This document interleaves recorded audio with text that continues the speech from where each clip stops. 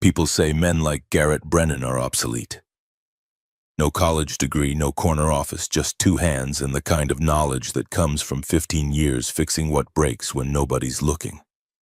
But on this particular Christmas Eve in a restaurant where a single bottle of wine cost more than his weekly paycheck, those hands would prove more valuable than any MBA on the wall.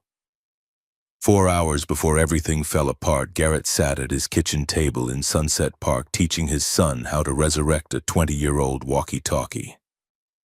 The apartment was small, 2 bedrooms on the 3rd floor of a building that had seen better decades, but it was clean, warm, and theirs.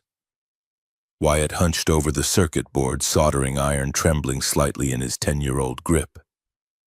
The boy's hands moved through sign language as he spoke a habit so ingrained neither of them thought about it anymore. "Dad, why don't we just buy a new one? This thing's older than me." Garrett's own hands answered in kind voice, following a half-second behind. "Because I can fix it, son. A man doesn't need to buy everything new when he knows how to make the old work again." "But all my friends have the latest stuff. iPhones, AirPods, that new Xbox." Garrett set down his wire stripper and met his son's eyes, the same hazel as his mother's, though they hadn't seen her in 4 years. "And in 2 years, they'll throw all that away for the next version. This walkie-talkie, if we do this right, it'll outlast them all." Wyatt considered this, his face settling into that serious expression that made him seem far older than his years. "So you're saying value isn't about what's newest. Value's about what lasts. About what you can depend on when everything else fails." The words hung between them like a promise. Garrett had learned this lesson the hard way in a hospital room 5 years ago when his son's world had gone silent. The memory still lived in his chest, sharp-edged and permanent. Wyatt at 5 years old, falling from the playground equipment, the sickening crack of skull against metal, and then 6 months of watching his boy navigate a world he could no longer hear. The flashback came unbidden, fluorescent hospital lights, a doctor with kind eyes and terrible news, Wyatt's small mouth forming words his ears couldn't process. Garrett had sat beside that bed every night, his own helplessness a weight crushing his ribs, and made a choice. If his son couldn't hear him, he would learn a new language. Every night after double shifts, every weekend between jobs, he'd practice sign language until his fingers cramped and his brain felt like mush. YouTube videos at 2 in the morning, library books with water-damaged pages, awkward conversations with deaf community members who had the patience to teach a desperate father. Wyatt's hearing had mostly returned after 8 months, 90% function, the audiologist said, though the boy still relied on his hearing aids in noisy environments. But the language remained. It had become theirs, something they'd built together in the darkness, a bridge constructed syllable by syllable, sign by sign. Garrett's phone buzzed against the Formica table. "Heritage Restaurant," the screen announced. He swiped to answer. "Brennan here." Brian Morrison's voice carried the particular edge of a manager who'd just realized how badly he needed someone. "Garrett, I need you tonight. Big dinner, the biggest we've hosted all year. CEO investors, people who could shut us down with a single bad review. The sound system and electrical have to be flawless." Garrett glanced at the stack of medical bills held to the refrigerator by a magnet shaped like the Statue of Liberty. $8,247. The number had burned itself into his memory, a tally of everything his insurance hadn't covered from Wyatt's accident. "What time?" 5 to 1. Christmas Eve, premium $380. The math was simple and brutal. Wyatt's bills wouldn't pay themselves. "I'll be there." He ended the call and found his son watching him with that too perceptive gaze. "You have to work tonight." "Yeah, buddy, I'm sorry." Wyatt's hands moved through the signs they'd practiced 1,000 times. "It's okay, Dad. You work so we can have a good life. I understand." The statement landed like a punch. A 10-year-old shouldn't have to understand that his father chose overtime on Christmas Eve because medical debt was a chain neither of them could break. Garrett pulled his son close, breathing in the scent of kid shampoo and innocence that wouldn't last forever. "You know what makes a man Wyatt? It's not what he has. It's what he's willing to do for the people he loves. The words came from somewhere deep, the kind of truth that defined everything Garrett believed about himself and the world. Later, after dropping Wyatt at his friend Logan's house, a comfortable brownstone where both parents would be home, where the Christmas tree probably hadn't come from a sidewalk lot, where nobody worried about medical bills, Garrett stood in his bedroom and pulled on his work uniform. Navy blue coveralls with Heritage Restaurant embroidered above the breast pocket. The fabric was worn but clean, the name tag polished. He checked his toolkit with the methodical precision of a surgeon, multimeter wire strippers, electrical tape, spare fuses, voltage tester, headlamp, work gloves. 15 years in this trade had taught him to prepare for everything. The tools were an extension of his hands, each one familiar as his own heartbeat. In a world that increasingly valued algorithms over actual skill, Garrett took pride in work that couldn't be automated or outsourced. When the lights went out, they called men like him. When the systems failed, his knowledge became indispensable. The subway ride from Sunset Park to the Upper East Side was a study in contrasts. Garrett watched the neighborhoods transform through the window from working-class Brooklyn to the glittering wealth of Manhattan. The passengers changed too. Worn work clothes gave way to designer coats. Tired faces became polished masks. By the time he emerged at Lexington Avenue, he'd traveled less than 8 miles, but crossed into a different universe entirely. Heritage Restaurant occupied a corner building that had once been a mansion. Art Deco flourishes gilded the entrance, and through the windows Garrett could see staff moving with choreographed precision. He went around back to the service entrance badge ready. The security guard waved him through without really seeing him, just another technician, interchangeable and invisible. Inside, the restaurant was being transformed into something from a magazine spread. A 20-foot Christmas tree dominated the lobby, each ornament probably worth more than Garrett's monthly rent. Crystal chandeliers threw fractured rainbows across white tablecloths. The air smelled of money and pine needles and roasting meat that cost more per pound than he made per hour. Brian found him near the kitchen, already stressed despite the early hour. The manager was 45, going on 60, ground down by the constant pressure of serving people who expected perfection and tipped like they were doing you a favor. Garrett, thank God, you're the only tech I trust with this. Brian's handshake was damp with nervous sweat. Tonight's dinner could make or break us. The CEO of some tech company, investors from all over. One electrical failure, one sound glitch, and we're done. Show me what you've got. They walked the space together, Brian explaining the setup while Garrett's mind cataloged potential problems. The main dining area held 15 tables, but the VIP section, roped off with velvet and delusion, seated 8 around a table positioned for maximum visibility. The sound system was high-end but temperamental, the kind of equipment that required regular maintenance and got monthly neglect. Lighting controls were centralized, a single point of failure waiting to happen.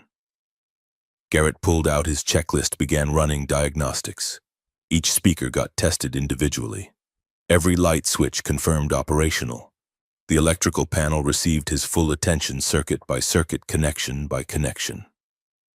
This was where his expertise separated him from the weekend warriors who thought watching YouTube made them electricians. He could read a panel the way some people read faces, interpreting voltage drops and load distribution like a language only he spoke. At 6:15, he opened the main panel for routine verification. His headlamp illuminated the orderly rows of breakers, the neat bundles of wire. The something wasn't right. 3 terminal screws showed fresh tool marks, not stripped, just disturbed. Garrett ran his finger along the connections, felt the micro-movement that shouldn't exist. These had been tight a week ago when he'd last checked. Metal doesn't loosen itself.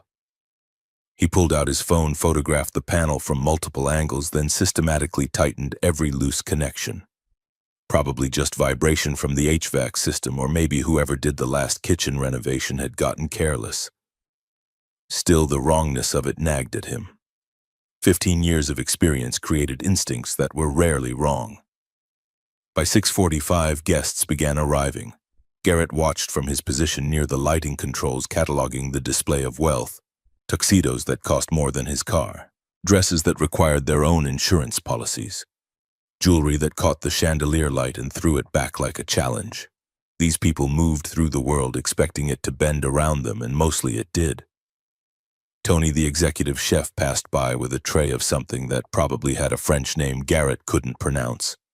"Hey, Brennan, working Christmas Eve. Bills don't pay themselves. Ain't that the truth?" Tony balanced his tray with the ease of 30 years' practice. "You see the guest list, that's Catherine Ashford coming in at 7, CEO of Tech Finance. Woman's worth more than this entire building. Everyone looks the same when the power goes out." Tony laughed, a bark of genuine amusement. "If I owned this place, you'd be my operations director, no joke. And you'd go bankrupt paying me what I'm worth." The exchange was familiar, comfortable, the camaraderie of working people who understood that skill mattered more than pedigree. Garrett returned to his position, double-checking connections, running through his mental checklist one more time. Whatever happened tonight, it wouldn't be, because he'd missed something. At 7 sharp, a Mercedes S-Class pulled up to the front entrance. The doorman practically genuflected as he opened the rear door. Catherine Ashford emerged first, black evening gown, diamond necklace that probably had its own security detail.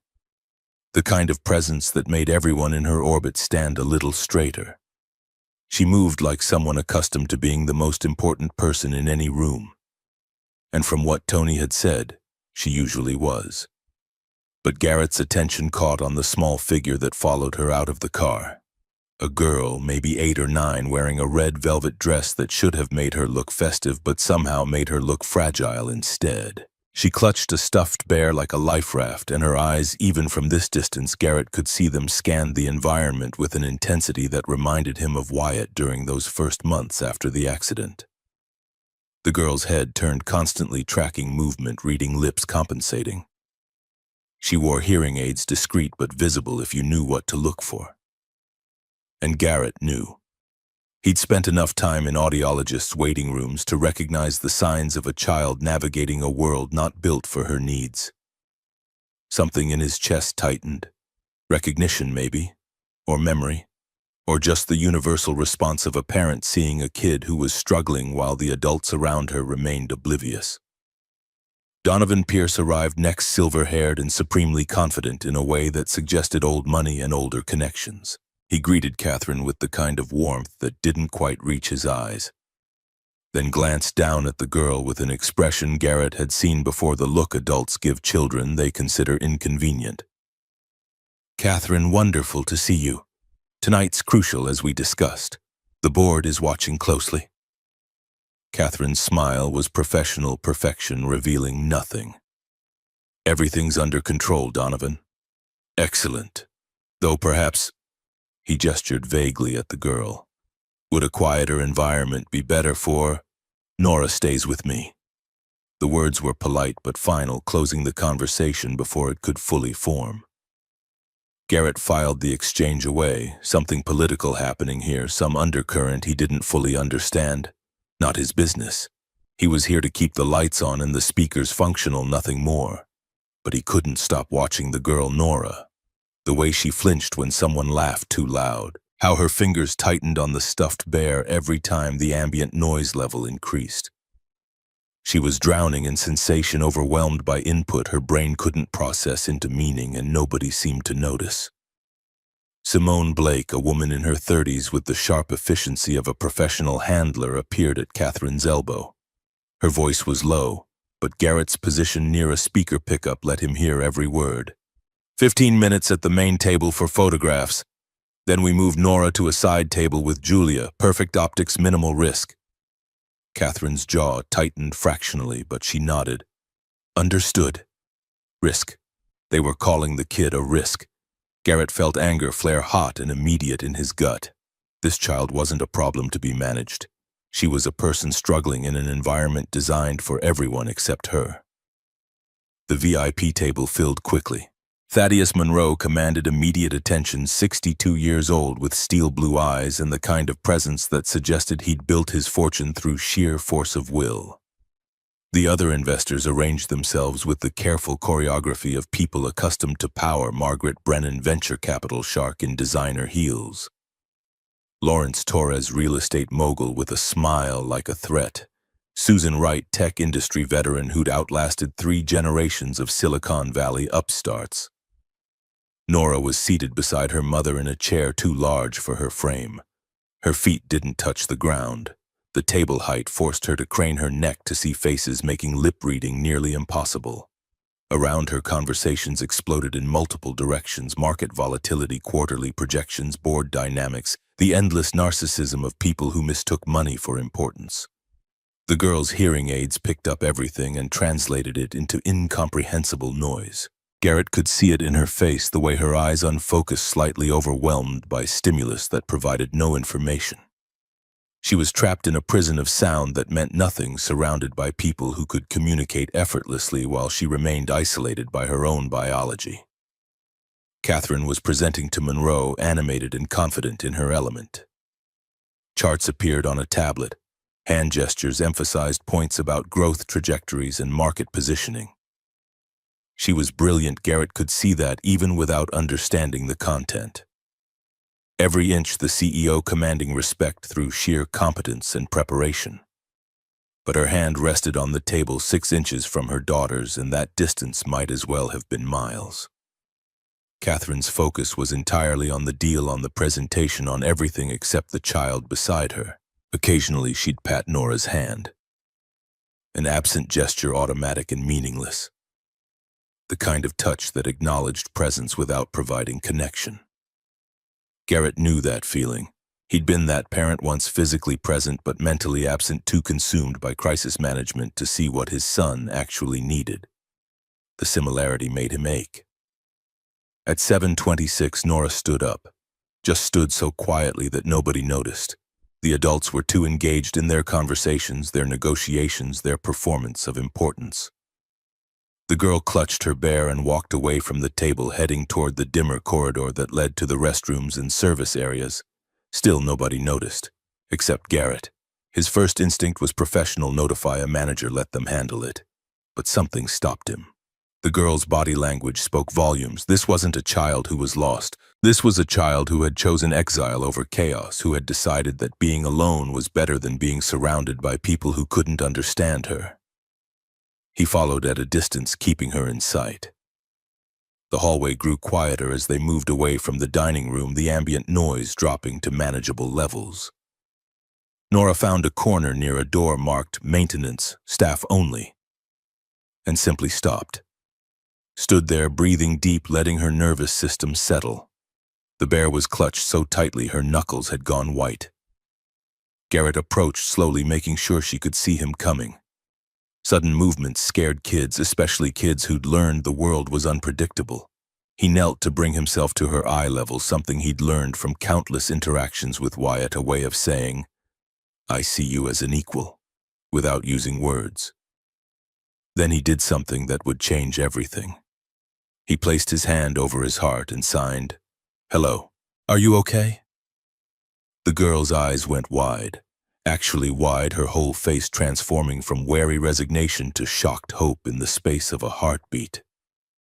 She stared at his hands like they were performing magic, like they'd just spoken a language she'd thought only existed in dreams. Her own hands moved, trembling slightly, forming words in American Sign Language. You understand me." Garrett smiled, kept signing, letting his voice follow for his own benefit. "Yes, I understand you." The girl's face crumpled and reformed, cycling through emotions too fast to name. Then she started signing rapidly, words tumbling out like water from a broken dam. "Nobody here speaks my language. Nobody ever does. Are you real? Is this real?" "I'm real. My name is Garrett. What's yours?" "Nora, do you work here?" "I do. I fix things when they break, lights, sounds, anything electrical." Nora processed this, her sharp mind visible in her eyes. "Can you fix loneliness?" The question hit like a fist to the solar plexus. 8 years old and already carrying that particular weight, that specific knowledge that isolation could exist in a crowded room. Garrett had to swallow hard before answering. "I can't fix it, but maybe I can make it smaller." Tell me what's wrong. And she did, signed about the noise that hurt her ears through the hearing aids. How everything became distorted and painful. About feeling invisible even when people looked right at her. About her mother being always busy, always focused on something more important than learning to sign. About the way conversations happened around her, never including her like. She was a piece of furniture everyone had agreed to ignore. Mom loves me, Nora signed, her small hands fierce with conviction. I know she does, but she doesn't understand me. It's like we're standing next to each other but separated by an ocean and neither of us knows how to swim. Maybe she wants to understand but doesn't know where to start. Did you learn sign language for someone? Garrett pulled out his phone, showed her a photo of Wyatt. My son, 5 years ago he had an accident. Couldn't hear for several months. The worst part wasn't that he couldn't hear my voice. It was that I couldn't reach him. We were together but completely apart. He swiped to another photo, both of them in a hospital room practicing signs with flashcards, frustrated and determined in equal measure. Learning this language gave me my son back. It saved our relationship. Nora studied the image with an intensity that suggested she was memorizing it, saving it for later contemplation. I wish my mom wanted to learn like you did. Maybe she needs someone to show her it's possible, to show her it's worth the work.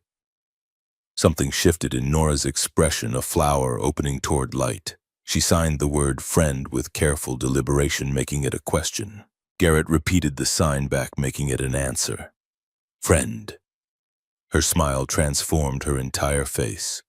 Not the careful, controlled expression she'd worn at dinner, but something genuine and unguarded, pure jig at being understood, at being seen. The sound of her laughter echoed in the hallway, clear and bright and utterly without self-consciousness. That sound would change everything, though neither of them knew it yet. Sometimes the most important conversations happen in silence, because silence can speak volumes when someone finally learns to listen. Garrett spent the next 10 minutes teaching Nora basic signs, their hands moving through the vocabulary of connection.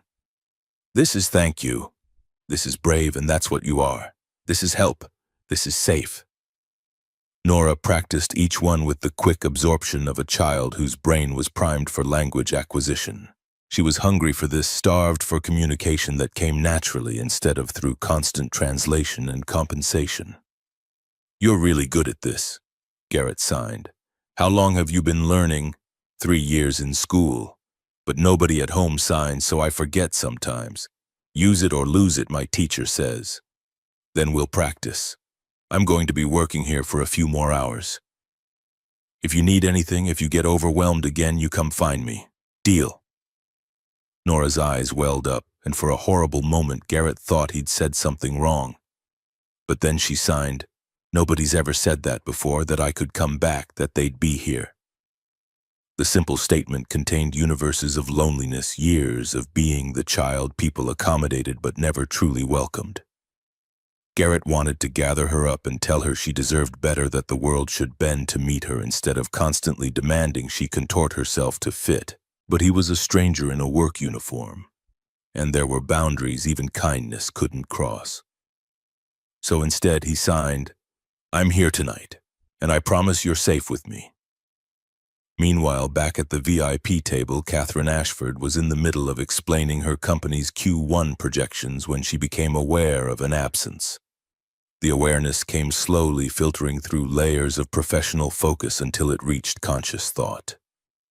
Her hand reached automatically for Nora, found empty space where her daughter should have been. The chair was vacant. Catherine's throat closed. Her next words died unspoken as her eyes swept the dining room with increasing desperation disguised as casual observation. Monroe was still talking, asking about market positioning in Southeast Asia, but his words became static as Catherine's maternal panic overrode everything else. Excuse me, she managed, standing with forced calm. I need to check on something. Simone appeared immediately, perfectly attuned to crisis. What's wrong? Nora's gone. I'll help you look, probably just the restroom. But Catherine was already moving heels, clicking against marble with metronomic urgency. She checked the ladies' room first, empty except for an investor's wife reapplying lipstick. The lobby, the coat check, the private dining rooms. Her heart hammered against her ribs, fear mixing with guilt, mixing with the horrible knowledge that she'd been so absorbed in the deal that she hadn't noticed her own daughter leaving. A server pointed toward the service corridor when Catherine asked. She walked faster, professional composure cracking. Through a doorway down a hallway that grew progressively less decorated and more utilitarian. And there at the far end, near a maintenance door, she saw them. Nora, with a man in a work uniform. Catherine's first reaction was pure maternal terror. Strange man, isolated location, her vulnerable daughter. She started forward, ready to intervene, to place herself between her child and potential threat. But then something made her stop. Nora was smiling. Not the careful public smile Catherine had learned to recognize as performance. A real smile, the kind that crinkled her eyes and showed her missing tooth, the kind Catherine couldn't remember seeing in months. Maybe years. And the man, 30s or 40s, clean but worn work clothes, tool belt at his hip, was signing. His hands moved with fluid precision, forming words Catherine didn't understand. But Nora clearly did. Her daughter responded, her own hands animated and expressive, in ways Catherine had never witnessed. They were having a conversation. A real, flowing, natural conversation. And Catherine stood there understanding absolutely nothing. The realization hit like ice water through her veins. This stranger was communicating with her daughter better than she had in 8 years. This man she'd never met knew a language she'd spent 8 years refusing to learn. He was giving Nora something Catherine couldn't, the simple gift of being understood in her native tongue. Catherine's hands hung useless at her sides. All her competence, all her intelligence, all her CEO decisiveness meant nothing in this moment. She was fluent in corporate strategy and market analysis and boardroom politics. She could negotiate billion-dollar deals and manage hundreds of employees. But she couldn't talk to her own daughter. The weight of that truth crushed her chest, made breathing difficult. 8 years of decisions paraded through her memory with new clarity. Every canceled ASL tutor appointment, there had been 4 of them over the years, each one sacrificed to some meeting or crisis that had seemed more urgent. Every time she'd told Nora to just write it down because signing was too slow. Every specialist appointment focused on making Nora more normal, rather than meeting her where she actually existed. Catherine had spent a fortune trying to fix her daughter's deafness. Tens of thousands on hearing aids and cochlear implant consultations and speech therapy and auditory training. But she'd never spent 1 hour seriously learning Nora's language. Because learning ASL would mean accepting that Nora would always be deaf. And Catherine had spent 8 years fighting that acceptance, trying to control the one thing that couldn't be controlled. Brian appeared at her elbow, startling her. "Ms. Ashford, is everything all right? I noticed your daughter with one of our technicians." Catherine forced her CEO voice, the one that brooked no argument. "Everything's fine. He was helping. We have protocols about staff interaction with guests, especially children." "I said it's fine." The words came out sharper than intended. Garrett must have seen them or sensed the attention, because he stood smoothly and turned to face them. Up close, Catherine could see he was older than she'd initially thought, maybe 40, with the kind of weathered face that suggested outdoor work and honest labor. His eyes were kind. He spoke and signed simultaneously, his hands moving with practiced ease. "Ma'am, your daughter seemed overwhelmed. I was making sure she was safe." Brian's expression suggested he was preparing to intervene to enforce those protocols he'd mentioned. Catherine made a split-second decision based on nothing but instinct and the memory of Nora's genuine smile. "Thank you, Mr. Brennan, Garrett Brennan. Mr. Brennan, I appreciate you looking after Nora. She does have difficulty in crowded environments." An awkward silence stretched between them. Catherine desperately wanted to ask what they'd been talking about. Wanted to join the conversation, wanted to connect with her daughter the way this stranger had managed in mere minutes. But she didn't know the language. Literally didn't know it. And that ignorance was a chasm she couldn't cross. Simone materialized with impeccable timing and terrible interruption. Catherine Monroe is asking for you. We're ready to discuss final terms. The pull of two worlds, the one she'd built through 15 years of relentless work, and the one she'd failed to build with her daughter. Catherine looked at Nora, saw her daughter's body language, the way she was oriented toward Garrett rather than toward her own mother. The way she seemed smaller somehow when Catherine appeared, like she was preparing to take up less space. Sweetheart, I need to go back to the table.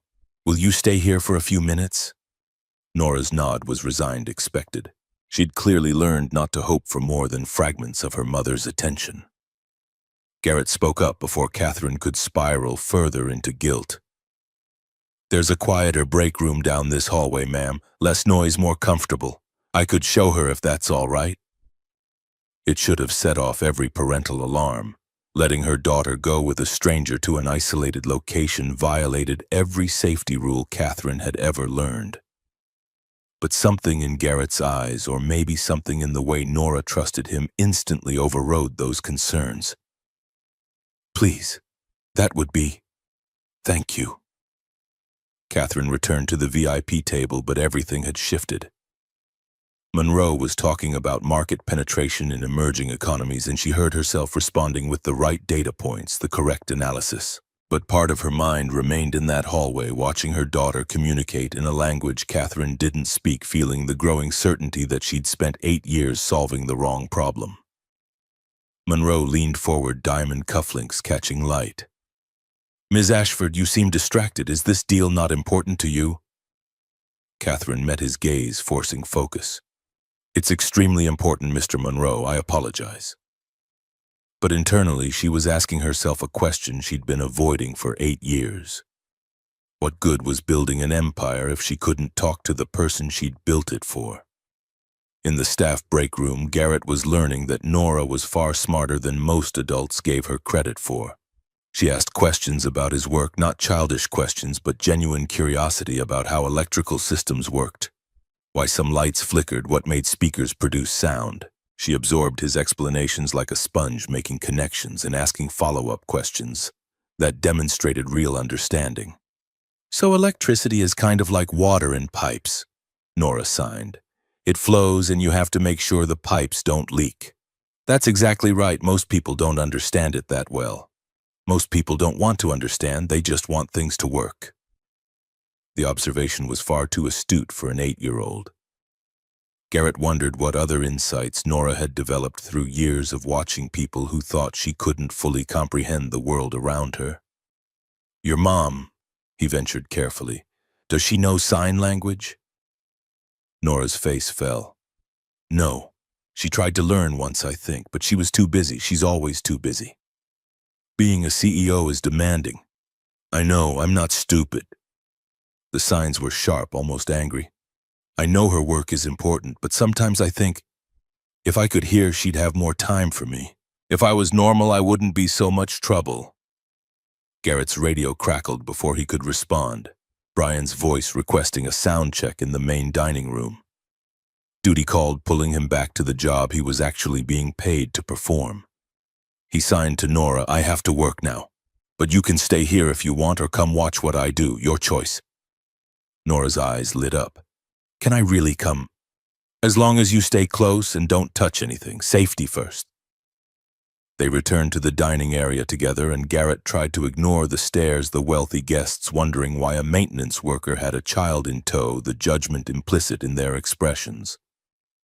But Nora seemed oblivious to the scrutiny, fascinated instead by Garrett's explanation of the sound system's mixer board and equalization controls. He was showing her how frequency adjustments worked when the universe decided to remind him that nothing stays stable for long. The feedback started as a whine, rapidly escalating to a shriek that made every person in the restaurant cover their ears. For Nora, with her hearing aids amplifying the sound directly into her ear canals, it was torture. She dropped to her knees, hands clamped over her ears, face contorted in agony. Garrett moved on pure instinct, scooped Nora up, turned his body to shield her from the speakers, and ran for the main audio control while signing frantically with one hand. Take out your hearing aids now. Close your eyes. He reached the power switch and killed everything. Blessed silence descended, broken only by confused murmurs and the distant clatter of dropped silverware. Then the lights flickered once, twice, 3 times before dimming to emergency backup mode. The entire restaurant sat in semi-darkness, Christmas tree lights guttering, chandelier reduced to a fraction of its glory. Monroe's voice cut through the chaos, irritated and imperious. "What kind of establishment is this?" Garrett barely heard him. His entire focus was on the sobbing child in his arms, on making sure she was okay, on getting her somewhere safe, while he figured out what had just catastrophically failed. Catherine appeared out of the gloom, reaching for her daughter with desperation written across her features. "Nora, baby, are you okay? Are you hurt?" But Nora couldn't hear her mother's questions, had removed her hearing aids as instructed, and Catherine didn't know how to sign them. Garrett found himself in the strange position of translator, signing Catherine's words to Nora and voicing Nora's signed responses back to her mother. "She's not hurt, scared, overwhelmed, ears ringing, but not injured." Catherine's face crumpled slightly before she caught herself reconstructing her CEO mask. "What happened?" "System failure. I need to check the electrical panel immediately. You need to stay away from my daughter." The accusation stung, particularly because Garrett understood where it came from. But Nora was signing frantically, and Garrett translated, "He didn't hurt me. He helped me. He made it stop hurting." Catherine stared at her daughter's moving hands, comprehending nothing. The expression on her face was devastating, a mother rendered mute before her own child, unable to understand the most basic communication. For a moment, Garrett saw past the CEO to the human being underneath, and what he saw was someone drowning in her own choices. Brian was hovering, panicked. "Garrett, can you fix this? Give me 10 minutes. He made sure Nora was secure in Catherine's arms, the handoff gentle but definite, and headed for the electrical room at a run. Behind him, he heard Nora signing something, heard Catherine's frustrated voice. "I don't understand, sweetheart. I don't understand." The electrical panel told a story, and it wasn't a good one. Garrett's headlamp illuminated the damage. Multiple wires deliberately loosened one circuit breaker, wedged partially open with what looked like a metal shim, burn marks indicating intentional overload. This wasn't equipment failure or poor maintenance. This was sabotage. Someone had wanted tonight to fail. Someone had deliberately engineered this chaos, timing it for maximum impact during the most important dinner Heritage had hosted all year. The fingerprints in the dust on the panel cover were recent, the disturbance pattern clear even in inadequate light. Garrett documented everything with his phone's camera, then shifted into repair mode.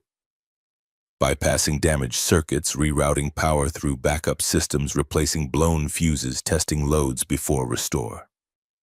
His hands moved with the confidence of 15 years' experience, each action precise and purposeful. This was what he did. This was what he was good at. In a world that increasingly valued degrees over skill, Garrett's knowledge was irreplaceable. 11 minutes later, the lights came back up. Music resumed at a more reasonable volume. The Christmas tree blazed back to full glory. Polite applause rippled through the dining room, though the damage to the evening's atmosphere had already been done. Garrett returned to find Catherine attempting to comfort Nora through proximity alone, simply holding her daughter close without any shared language to ease the fear. Several investors were preparing to leave, checking watches and making excuses. Monroe looked skeptical, like a man reconsidering his decisions. And Donovan Pierce wore an expression that made Garrett's instincts flare, satisfaction quickly smoothed into appropriate concern. The older man had wanted this dinner to fail. Garrett would bet his last dollar on it, but proving sabotage and navigating wealthy people's politics were far above Garrett's pay grade. He was here to fix electrical systems, nothing more. His job was done. In an hour, he'd collect his overtime pay and return to his real life. Except when he looked at Nora still trembling in her mother's arms, he knew he couldn't just walk away. That kid deserved better than a world that couldn't speak her language. And her mother, CEO or not, deserved a chance to learn. What Garrett couldn't know was that the worst of the night was still coming. The real test hadn't even begun. In the staff break room, Garrett was discovering that Nora possessed the kind of intelligence most adults underestimated on sight. She asked questions about electrical systems, not childish questions, but genuine curiosity about cause and effect, about how invisible forces became visible results. Her hands shaped inquiries with the precision of someone who'd learned that communication required effort, that every word mattered because every word might be the last one someone bothered to understand. So electricity is like water through pipes. Her signs were careful, deliberate. It flows from high pressure to low pressure. Exactly right. Most adults never understand it that clearly. Most adults don't want to understand. They just want things to work. The observation carried weight beyond her 8 years, the kind of insight that came from watching people take for granted what she could never assume. Garrett's radio crackled with Brian's voice requesting his presence at the soundboard. The dining room needed him, the job needed him, the wealthy people who paid his salary needed their entertainment systems functioning properly. Duty pulled at him with insistent fingers, but he found himself reluctant to leave this conversation, this connection with a child who reminded him so much of his own son during those dark months of isolation. I have to work now, but you can come with me if you want. See how everything operates, your choice. The transformation was immediate. Nora's entire posture changed from defensive crouch to eager attention, her hands practically vibrating with excitement. Really, I can watch? As long as you stay beside me and keep your hands to yourself unless I say otherwise. Professional sites have safety rules for good reasons. They returned to the dining area where wealth and anxiety mixed into volatile atmosphere. The power restoration had salvaged the evening's technical aspects, but the psychological damage lingered like smoke after fire.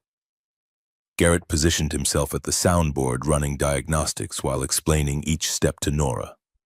She absorbed information like a sponge drinks water, asking questions that demonstrated genuine comprehension rather than polite interest. Several guests stared at them. The maintenance worker with a child in tow violated some unspoken protocol of class boundaries, some assumption about who belonged in spaces where money flowed like champagne. But Garrett had stopped caring about those judgments years ago. His ex-wife's voice still echoed, sometimes telling him he lacked ambition, that he should want more than honest work and a paycheck that kept the lights on. But Wyatt had taught him that ambition came in different forms, that providing stability and love mattered more than climbing ladders that led nowhere he wanted to go. He was adjusting frequency response, showing Nora how the equalizer affected different ranges of sound when the universe served up its second crisis of the evening. The feedback began as a low whine, barely perceptible at first. Then it escalated, climbing through frequencies with malicious speed until it became a shriek that could shatter glass and sanity in equal measure. Every person in Heritage Restaurant clamped hands over ears, faces contorting in pain. Wine glasses vibrated on tables, the sound waves making liquid shimmer and dance. The Christmas tree's ornaments hummed in sympathetic resonance, creating an unholy chorus of suffering. For Nora, the agony was magnified 1,000-fold. Her hearing aids amplified the sound directly into ear canals already sensitized by previous trauma. She collapsed as if struck, hands pressed so hard against her head that her fingers went white, mouth open in a scream nobody could hear beneath the feedback's assault. Garrett moved without thought, operating on instinct honed through 5 years of responding to his son's needs. He scooped the girl up, turned to shield her from the speaker arrays, and sprinted toward the main power control while his free hand signed frantically. Hearing aids out, close your eyes, count backwards from 100. His fingers found the emergency cutoff. Silence crashed down like a physical force, shocking in its completeness, the sudden absence of noise almost as disorienting as the noise itself. Then lights flickered once, twice, 3 times in rapid succession, before the entire electrical system surrendered. Emergency lighting kicked in, bathing the restaurant in the pale green luminescence of backup power. The chandeliers died. The Christmas tree's 1,000 lights guttered to nothing. Darkness swallowed the room's corners, leaving only essential illumination for safe evacuation. Chaos erupted in whispers and movement. Monroe stood, his face carved from irritation and disbelief. This is unacceptable. What kind of operation allows repeated failures during a single evening? Other investors murmured agreement, their voices carrying the particular edge of people who'd just witnessed incompetence they couldn't tolerate. Several were already gathering coats, making apologetic noises about prior commitments and early morning flights. The deal Catherine had spent months constructing was disintegrating in real time, each departing guest taking a piece of her company's future with them. But Garrett barely registered the collateral damage. His entire world had narrowed to the trembling child in his arms, to making sure Nora was physically unharmed, even if psychologically devastated. Catherine materialized from the gloom, reaching for her daughter with hands that shook despite their owner's best efforts at control. Nora, baby, what happened? Are you hurt? Talk to me.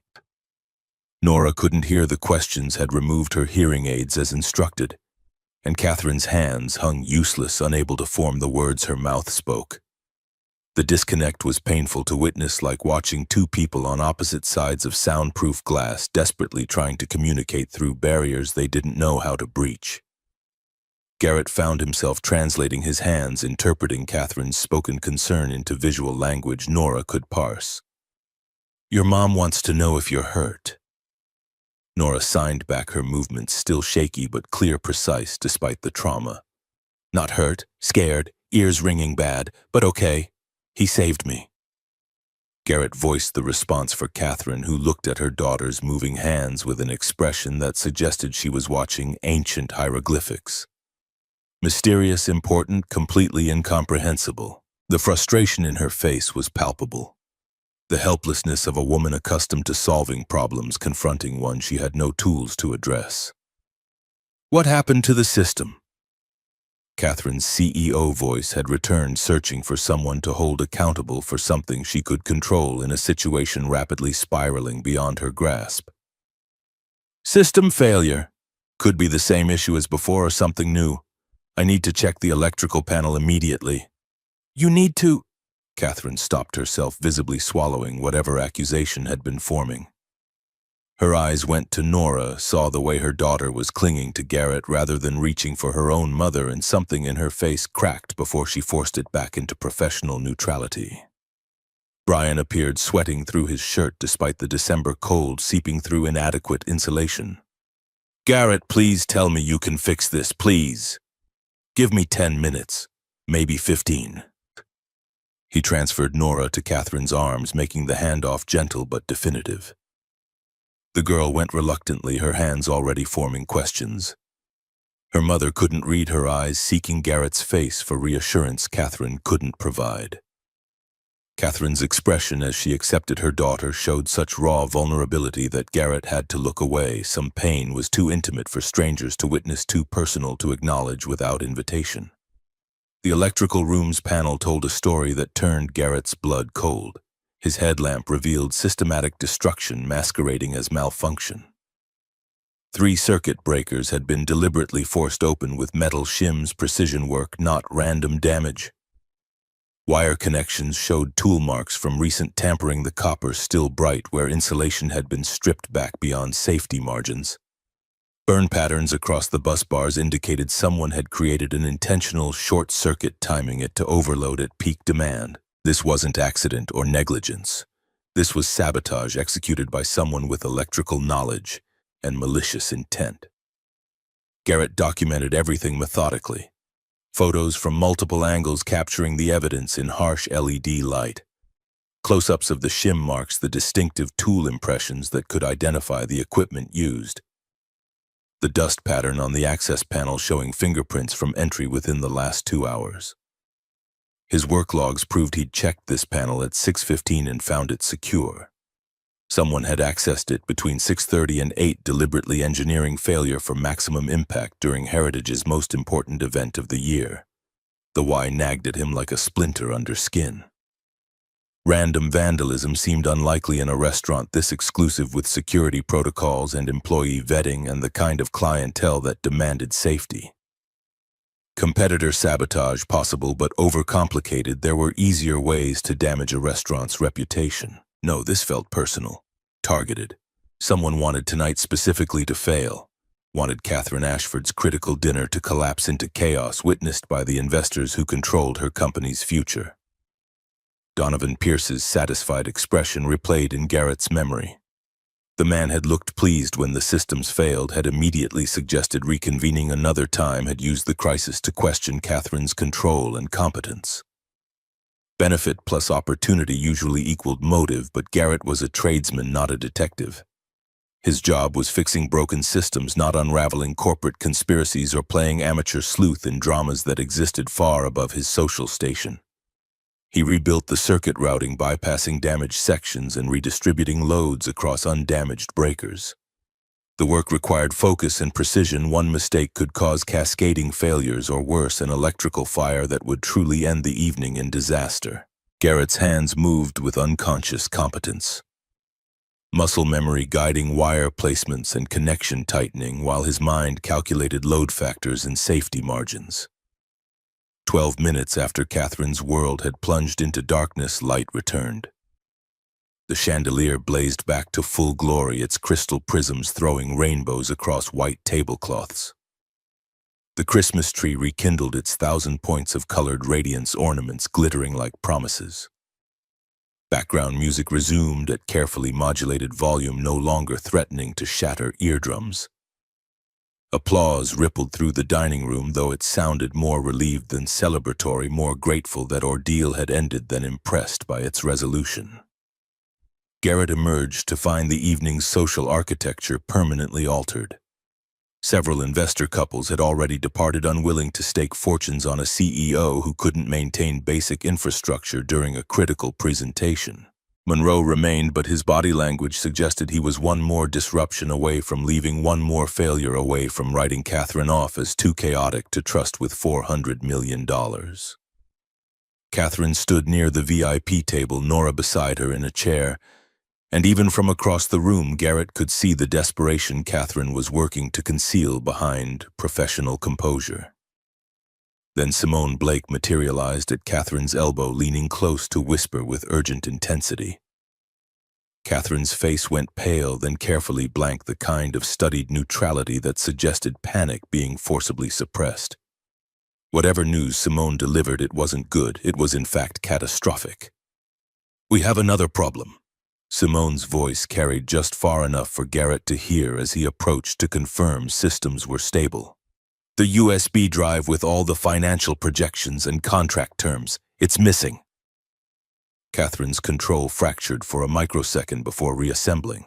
"That's not possible. It was in my briefcase. I saw it there before we left the office. I've checked everywhere. Briefcase, coat pockets, purse under tables in the restroom. It's gone." The stakes crashed into focus with brutal clarity. Without those files, the deal couldn't close tonight. Legal documentation required specific financial disclosures that existed only on that drive. Delay meant renegotiation. Renegotiation meant opportunity for board members. Board members like Donovan Pierce to raise objections and questions and concerns that could unravel months of careful negotiation. The USB drive wasn't just data storage. It was the key to Catherine's future, to her ability to maintain control of the company she'd built from nothing into something worth $400 million. Donovan manifested as if summoned by thoughts of opportunism, his silver hair perfectly styled, his expression carrying calculated concern. "This is deeply troubling, Catherine. First, electrical failures, now missing sensitive documents. It suggests systemic organizational problems." Monroe was listening, his sharp investor's mind clearly running similar calculations. "Perhaps we should indeed reconvene when circumstances are more stable. James, please." Catherine's voice held an edge Garrett hadn't heard before, something raw beneath the CEO polish. "These technical issues don't reflect the fundamentals of the deal. They reflect your ability to manage complex operations under pressure, which is precisely what I'm investing in. If you can't control a dinner party, how can I trust you to control a company?" Simone, whether intentionally or through nervous energy, pushed forward with a suggestion that made Garrett's stomach drop. Should we review security footage, see who had access to the VIP area? Brian pulled up the feed on his tablet, scrubbing through timestamps while Garrett watched with growing dread. The camera showed the service corridor, coat check area, and edges of the VIP section. Various staff moved through frame servers carrying trays, kitchen personnel hustling between stations. The sommelier making his rounds with wine recommendations. And there, time-stamped at 8:07, was Garrett. Visible in the corridor near where bags and coats were stored, visible minutes before the second system failure, visible in exactly the wrong place at exactly the wrong time. Simone's finger stabbed at the screen with prosecutorial precision. That maintenance worker had unrestricted access. He was everywhere tonight. Donovan's voice carried the false concern of someone who'd found exactly what they were looking for. We should question him thoroughly. Due diligence requires it, for everyone's peace of mind. Catherine's eyes met Garrett's across the room. He saw her internal war, the professional instinct to protect the deal versus the personal knowledge that he'd helped Nora, that he'd shown her daughter more key in an hour than most people managed in a lifetime. The scales were tipping toward professional necessity, and Garrett couldn't blame her. $400 million versus the word of a maintenance man she'd met tonight. The math was brutal but undeniable. The world had taught him long ago that men like him were disposable, that when push came to shove, class trumped character every single time. George Harper Heritage's security director approached with the apologetic efficiency of someone following protocols they personally found distasteful. Ex-cop Garrett guessed from the bearing and the way he moved, always aware of exits and sightlines and potential threats, the habits of law enforcement never quite fading, even years after the badge was turned in. Sir, I need to ask you some questions about missing property. What property? Garrett kept his voice level, non-confrontational. Getting defensive would only make things worse, would confirm their suspicions that he had something to hide. A USB drive containing sensitive business documents has gone missing. We're checking everyone who had access to the VIP area tonight. Standard procedure in theft investigations. I've been fixing your electrical system for the last 4 hours. Haven't touched anyone's personal belongings. I'm sure, but I still need to check your equipment bag. Protocol, you understand, nothing personal. Garrett's jaw tightened, but he nodded. Refusing would look guilty, would give them ammunition, and he had nothing to hide beyond the bruising indignity of being treated as a suspect because of his collar color and social position. Go ahead. The search was thorough and humiliating. George emptied Garrett's toolkit piece by piece onto a table where everyone could watch, where the performance of suspicion played out for an audience of wealthy spectators. Multimeter. Wire strippers, voltage tester, spare fuses, electrical tape, work gloves, a water bottle, protein bar wrapper, his phone with its cracked screen, his wallet showing the driver's license photo from 3 years ago. When he'd still believed his marriage might survive, when he'd still had hope. That love could overcome class differences and disappointed expectations. Investors watched with the uncomfortable fascination of people observing someone else's degradation. Unable to look away from the spectacle even as they recognized its inherent unfairness. Servers paused in their duties, uncertain whether to intervene or pretend not to notice. The sommelier studied his wine list with sudden intense interest, everyone performing their role in the theater of class dynamics, where blue-collar workers existed under permanent suspicion while wealth conferred automatic innocence. The door burst open with enough force to make everyone turn. Wyatt stumbled through his 10-year-old face, flushed from running, his eyes scanning frantically until they found his father. Logan's parents must have had their emergency and dropped him off early, must have thought they were doing Garrett a favor by bringing his son to his workplace. The boy took in the scene with terrible comprehension, his father surrounded by security and suspicious strangers, his toolkit spread across a table like evidence at a crime scene. The accusation hanging in the air like smoke. Dad, what's happening? Why are they doing this to you? Garrett's heart cracked down the middle. His son shouldn't have to see this. Shouldn't have to learn this early, that the world would always assume the worst of people like them, that competence and character meant nothing when measured against the assumptions of those who'd never had to fight for respect. "It's okay, Wyatt. Just a misunderstanding. Everything's fine." But Wyatt could read his father too well after 10 years together, 5 of those years connected by sign language that made lying nearly impossible when hands revealed what voices tried to hide. The boy saw the humiliation Garrett was working so hard to conceal, saw the injustice of powerful people treating his father like a criminal for no reason beyond proximity and class. Nora appeared beside Wyatt, her hands moving in rapid signs, her face showing distress that mirrored his own. "Is your dad in trouble because of me? Because he helped me?" Wyatt signed back, his movements jerky with distress, with the particular anger of someone watching their hero diminished. "I don't know. Maybe. People always blame my dad when things go wrong. They think because he works with his hands he must be stupid or dishonest. That's not fair. He's the nicest person here. He's the only one who saw me. Fair doesn't matter when you're not rich." George completed his search, finding nothing because there was nothing to find, because Garrett hadn't stolen anything and never would. "Your bag is clear, Mr. Brennan. Told you." Garrett kept his voice even, refusing to give them the satisfaction of seeing how deep the accusation cut. How much it cost him to maintain dignity in the face of casual cruelty disguised as procedure. But the damage was done. The investors had watched him be searched like a common thief. Catherine had seen him suspected and investigated. His dignity had been stripped in front of his son, and no clean toolkit would restore what the accusation had taken. What the assumption of guilt had stolen from him in ways no USB drive could match. Simone pressed forward, either oblivious to or uncaring about the human cost. "The timing is still suspicious. The electrical failures, then the theft, all while he had access." Nora exploded into motion. The 8-year-old girl walked straight into the center of the VIP area, positioning herself where everyone could see her, where her presence demanded attention even from people who'd spent the entire evening treating her as decorative background.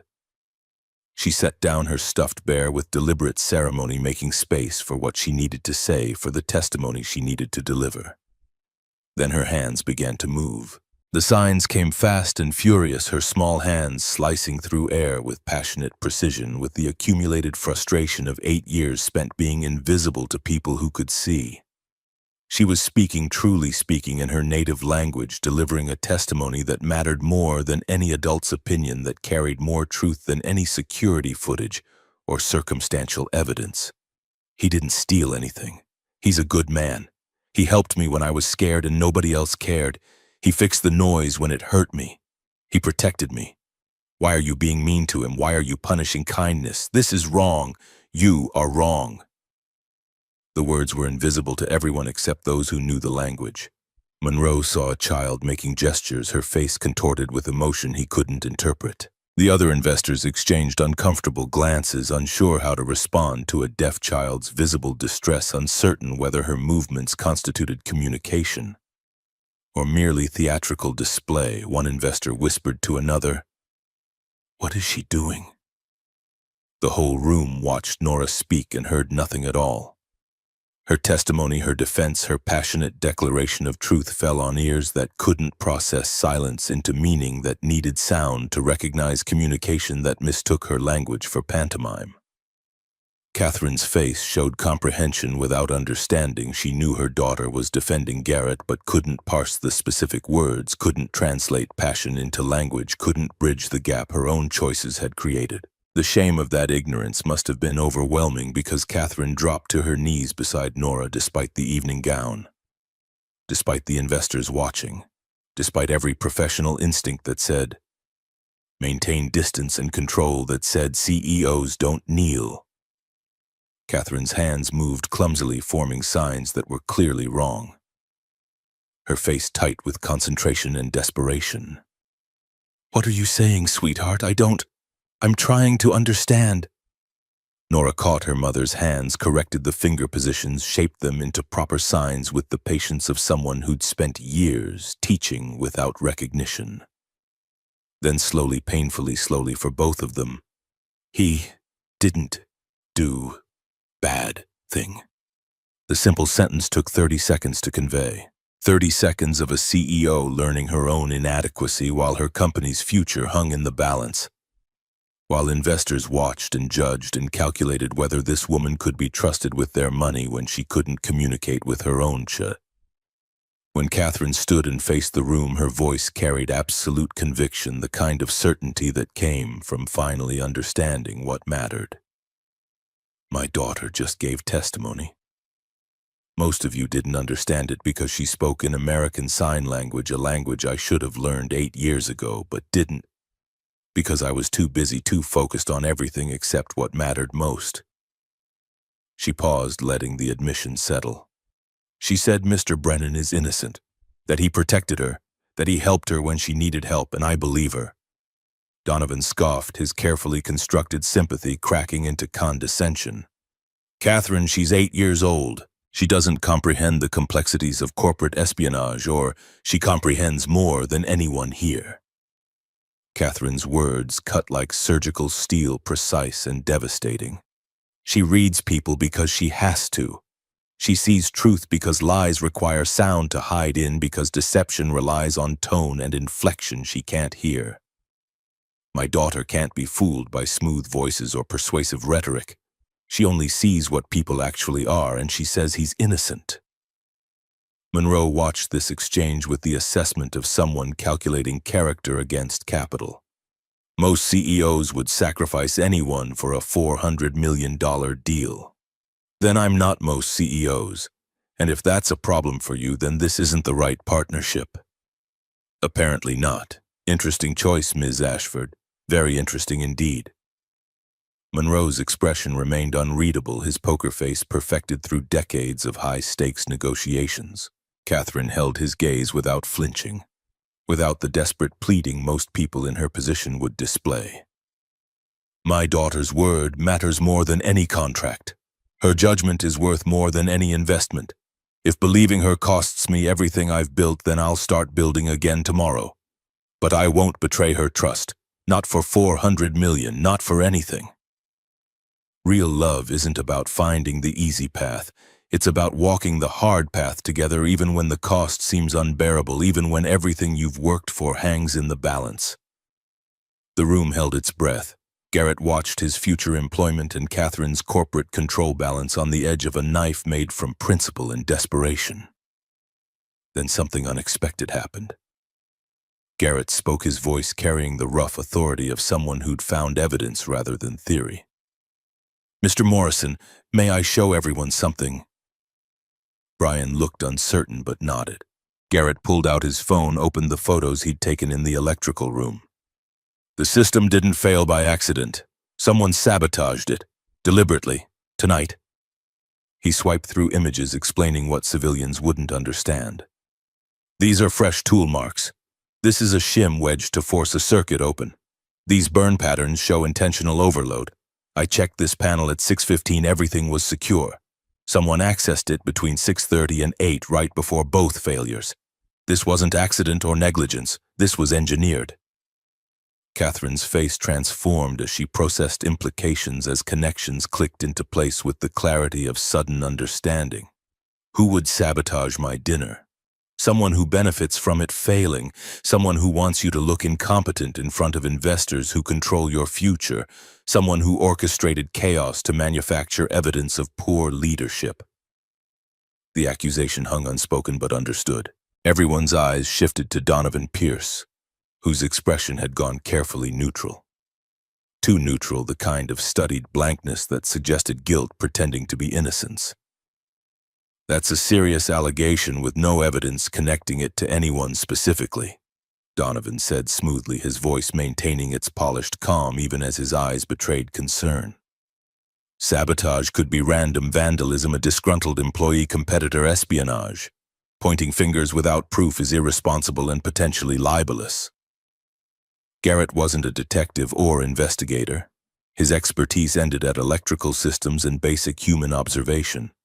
But he'd seen enough job sites and corporate politics to recognize patterns of benefit and blame to understand who gained when others lost. The access panel requires a key. How many people have keys to your electrical rooms, Mr. Morrison? Brian's face went pale as he understood where this was heading. Just me and the facilities manager. And contractors we hire, but they have to sign in at the staff entrance. We keep logs. Check your sign-in log. See if anyone accessed as a contractor tonight. George was already pulling records on his tablet, scrolling through the evening's entries with increasing focus. His finger stopped at a specific line, his expression shifting from professional to grim. Here, signed in at 6:15, electrical contractor referred by Pierce, listed as performing routine maintenance check. The temperature in the room dropped 20 degrees. All eyes swung to Donovan, whose mask finally cracked into something resembling anger mixed with resignation, the expression of someone who'd been outmaneuvered by a maintenance worker with a smartphone and basic deductive reasoning. This proves nothing.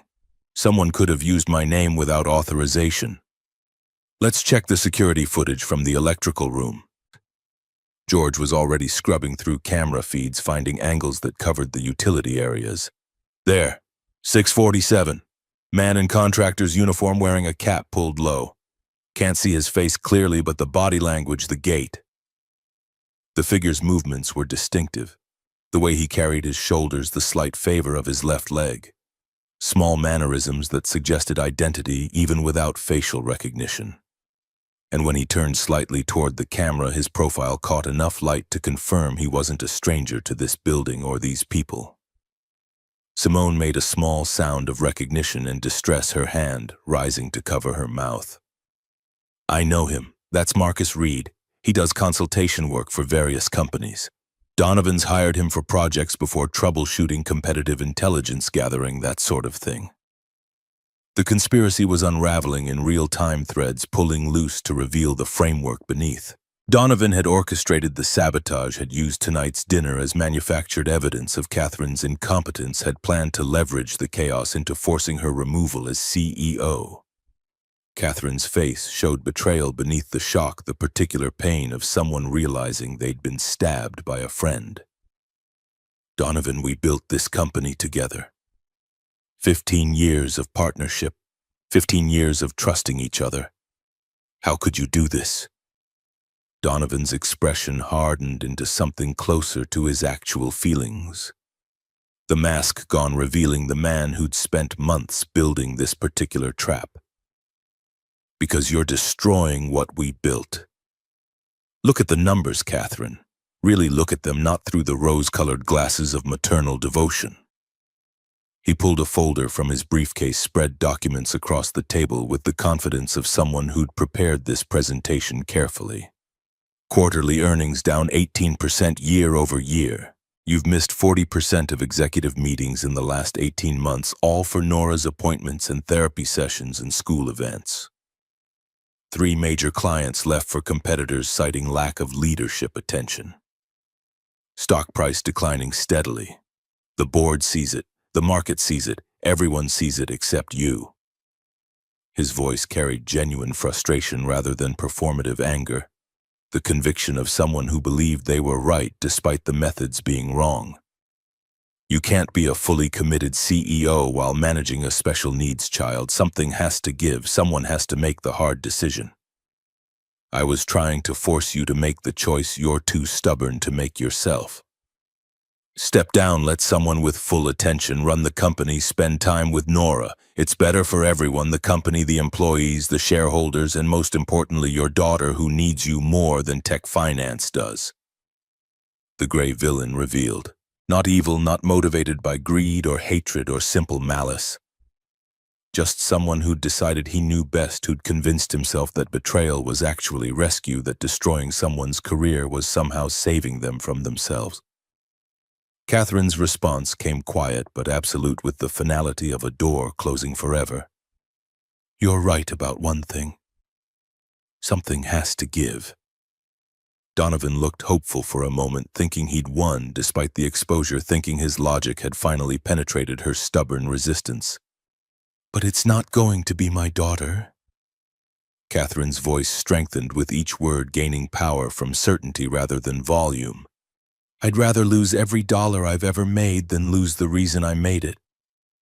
I'd rather fail as a CEO than succeed as a mother who taught her child that ambition matters more than family, that money matters more than connection, that building empires justifies abandoning the people those empires were supposed to serve. She paused, making sure everyone heard the next words clearly. You say I have to choose between company and daughter. I refuse that choice. I reject that framework entirely. I'll restructure how I do both. Delegate operations better, trust my team. More work, smarter instead of longer. But I won't abandon either. And I certainly won't abandon my principles on the advice of someone who just sabotaged my dinner to prove a point. Simone was crying now, her mascara running in dark streams down her face. I'm sorry, I didn't know about the sabotage, I swear. Donovan just said we needed to create situations that highlighted decision-making problems, media moments that demonstrated the distraction Nora caused. I thought it was PR strategy, reputation management. I didn't know he'd go this far. I never would have agreed to actual sabotage. You enabled it, Catherine said, her voice carrying more disappointment than anger. You helped create the environment where this seemed acceptable. That makes you complicit even if you didn't know the full extent. Monroe had been watching this entire drama unfold with the fascinated attention of someone witnessing character revelation in real time, seeing beneath the polished surfaces to the actual humans underneath. Now he stood and every eye in the room turned to him, waiting for the verdict that would determine Catherine's future. Ms. Ashford, I've seen many CEO pitches in my 40 years as an investor. Impressive presentations, glossy projections, promises of exponential growth backed by sophisticated financial modeling. His face remained unreadable, his tone giving nothing away. But tonight I saw something far more valuable. I saw integrity under pressure. I saw someone choose principle over profit, character over capital, truth over expedience. You defended an innocent man when it would have been easier to sacrifice him. You believed your daughter when every incentive pushed you to dismiss her. You exposed corruption even though it damaged your own pitch. He extended his hand across the table. That's character. That's leadership. That's exactly the kind of person I want running a company I invest in. You have your deal, Ms. Ashford. $400 million at preferred terms, standard board representation. Contract closes Friday morning. The other investors nodded agreement, a chorus of approval that felt almost anticlimactic after the evening's drama. Margaret Brennan actually smiled, her venture capital hardness softening slightly. It took real courage to do what you just did. That's worth more than any financial projection. You'll do right by our investment because you just proved you'll do right when it matters. Catherine's relief was palpable but controlled. She shook Monroe's hand, accepted the congratulations, maintained her CEO composure even as the weight of success and vindication threatened to buckle her knees. Then she turned to Garrett and her expression shifted from professional to genuinely personal. Mr. Brennan, I owe you more than gratitude. You protected my daughter when I couldn't. You exposed a conspiracy when everyone else accepted the obvious narrative. You stood firm when falsely accused, maintaining dignity that puts most of us to shame. That's extraordinary character. Garrett shifted uncomfortably, unused to praise from people in suits that cost more than his car, uncertain how to accept recognition from someone who existed in a different social stratosphere. Just did what was right, ma'am. Anyone would have done the same. No, not anyone. Most people would have walked away, would have stayed invisible, would have protected themselves rather than a child they'd just met. Catherine's voice carried absolute certainty. I want to offer you a position, Director of Facilities and Accessibility at Tech Finance Corporation. The title hit like a physical blow. Director, not maintenance worker or technician or contractor. Director with everything that implied respect, authority. The assumption of competence rather than suspicion. Ma'am, I appreciate the offer, but I don't have a college degree. I'm a tradesman, not corporate management material. You have 16 years of practical experience, problem-solving skills most MBAs can't match, and integrity that's apparently rarer than I thought. Catherine's face was serious businesslike. Salary $95,000 annually, full benefits package including health, dental, vision. Stock options vesting over 4 years, flexible scheduling. It's what you're worth, probably less than you're worth, but it's what I can justify to the board without extensive documentation. Garrett's mind calculated frantically. $95,000, nearly triple his current income. Enough to pay off Wyatt's medical bills in 6 months instead of 6 years. Enough for savings, for security, for college funds. For the kind of stability he'd been chasing since his wife left and took half their assets and all his confidence. But it also meant leaving the world he understood for one where he'd be perpetually out of place. Office politics instead of job sites. Business meetings instead of electrical panels. Wearing button-down shirts instead of coveralls. The constant awareness that he didn't belong, that everyone could see he was a fraud in business casual, that his lack of formal education marked him as fundamentally different from the people he'd be working alongside. Can I think about it? Talk it over with my son? Of course, take your time. Catherine handed him her business card. Heavy cardstock embossed lettering, the physical manifestation of power and position. Call me Monday with your answer. No pressure either way. The offer stands as long as you need to decide. Wyatt appeared at his side, signing and speaking simultaneously, his face showing hope and excitement unburdened by adult cynicism. Dad, you should take it. That lady seems nice, and Nora needs people who understand her, plus we could actually save money for once instead of just paying bills. Nora herself was watching Garrett with those 2 wise eyes. Her hands forming a single sign that carried universes of meaning. Please. The weight of expectation and possibility pressed down like atmosphere, making breathing difficult. Garrett had come tonight expecting to earn overtime pay and leave with a few $100 extra. Instead, he'd stopped a corporate coup, defended a child nobody else understood, been accused of theft and vindicated through evidence, and been offered a future he'd never imagined possible for someone like him. He looked at his son, at Nora, at Catherine, whose expression showed hope and vulnerability beneath the CEO mask. Looked at Monroe and the other investors who'd watched an electrician outmaneuver a conspiracy. Looked at his worn toolkit spread across the table, the tools of a trade he'd mastered through hard work rather than formal education. I'll call you Monday morning with my answer. It was Thursday night. That gave him 4 days to decide if he could survive in a world where his hands stayed clean and his work happened in offices instead of utility closets. 4 days to choose between comfortable inadequacy and terrifying possibility. 4 days to determine whether belonging was something he could claim or something that would always elude him regardless of salary or title.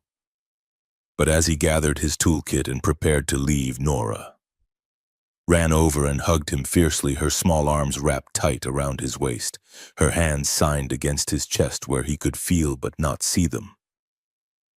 Thank you for seeing me. Garrett signed back, his throat tight with emotion he couldn't quite name. Thank you for being brave enough to speak. Catherine watched this exchange without understanding the words. But the meaning was clear enough. Something had begun tonight that went beyond job offers and corporate deals. Some connection had formed between her daughter and this man who spoke her daughter's language, and Catherine's face showed that she knew she needed to learn that language herself if she wanted any hope of being included. The restaurant began emptying as midnight approached. Investors departed with renewed confidence in Catherine's leadership.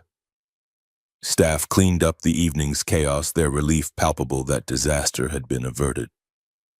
Brian thanked Garrett profusely for saving both the technical systems and possibly his job. George apologized for the search, explaining that procedures were procedures, but that he'd never really believed Garrett was guilty. Monroe paused on his way out, shaking Garrett's hand, with genuine respect rather than obligatory politeness. You did good work tonight, Mr. Brennan. Not just the electrical repairs, everything else too. Real skill always rises regardless of where it comes from. If you take Catherine's offer, you'll do well. You've got the kind of intelligence that can't be taught, only recognized. Outside, snow had begun falling again. large flakes drifting through the amber glow of streetlights settling on expensive cars and cracked sidewalks with equal indifference. Garrett walked Wyatt toward the subway, the boy chattering about everything he'd seen about Nora's bravery and the rich people's fancy clothes and how his dad had been like a detective solving mysteries. "Are you going to take the job, Dad?" "I don't know yet, buddy. It's a big change, different world from what I'm used to. But you'd be good at it. You found the sabotage when nobody else did. You protected Nora, Ms. Ashford saw something in you that you won't see in yourself." They descended into the subway station, leaving the wealth of the Upper East Side for the working-class reality of Brooklyn. But Garrett carried Catherine's business card in his wallet, and Nora's gratitude in his memory, and the possibility of a future that didn't involve crawling through utility tunnels at 45. The question was whether possibility outweighed fear, whether he could trust that his skills mattered more than his pedigree, whether a world that had always judged him by his collar color might actually judge him by his competence instead. He wouldn't know until he tried, and that terrified him more than any electrical panel, any sabotage, any accusation ever had. Because trying meant risking failure in front of his son, meant proving his ex-wife right about his limitations, meant confronting every insecurity he'd carefully packaged and stored away. But as Wyatt had said, quoting words Garrett himself had spoken years ago, "We don't let fear choose for us. We feel the fear, then do the thing anyway. That's what courage means." Maybe it was time to practice what he preached. Maybe it was time to be as brave as an 8-year-old girl who'd defended him to a room full of powerful strangers. Maybe it was time to claim belonging instead of waiting for permission that would never come. Monday would tell. 4 days to decide. 4 days to choose between safety and possibility, between the known and the unknown, between the life he had and the life he might deserve.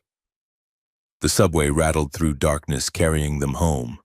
But something had shifted tonight, some fundamental change in how Garrett saw himself and how others might see him. The world hadn't transformed, but maybe, just maybe, his place in it had. Christmas morning arrived, wrapped in silence and snow. Catherine stood at her penthouse window overlooking Central Park, watching early joggers leave tracks in fresh powder while the city still slept. Coffee cooled, forgotten, on the marble counter behind her. Her laptop displayed 7 open tabs on American Sign Language programs, each one promising competency in different time frames, each one. A reminder of 8 years of avoidance, disguised as busy schedules and competing priorities. The penthouse was silent except for the hum of heating and the distant sounds of the city waking below. Catherine had been awake since 4 a.m., unable to sleep after the evening's revelations. Every time she closed her eyes, she saw Nora's face. The joy when Garrett signed to her, the resignation when Catherine appeared the way her daughter had oriented herself toward a stranger rather than her own mother. Nora appeared in the doorway, rubbing sleep from her eyes.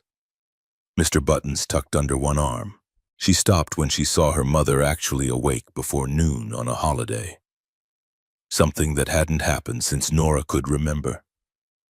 Catherine turned, attempted a sign she'd found on YouTube at 3 in the morning during an insomnia-fueled research spiral, and completely butchered it. Nora giggled, the sound catching Catherine off guard with its unguarded joy. Her daughter crossed the room and gently corrected her mother's hand position, reshaping fingers into proper formation with the patience of someone who'd spent years teaching without recognition.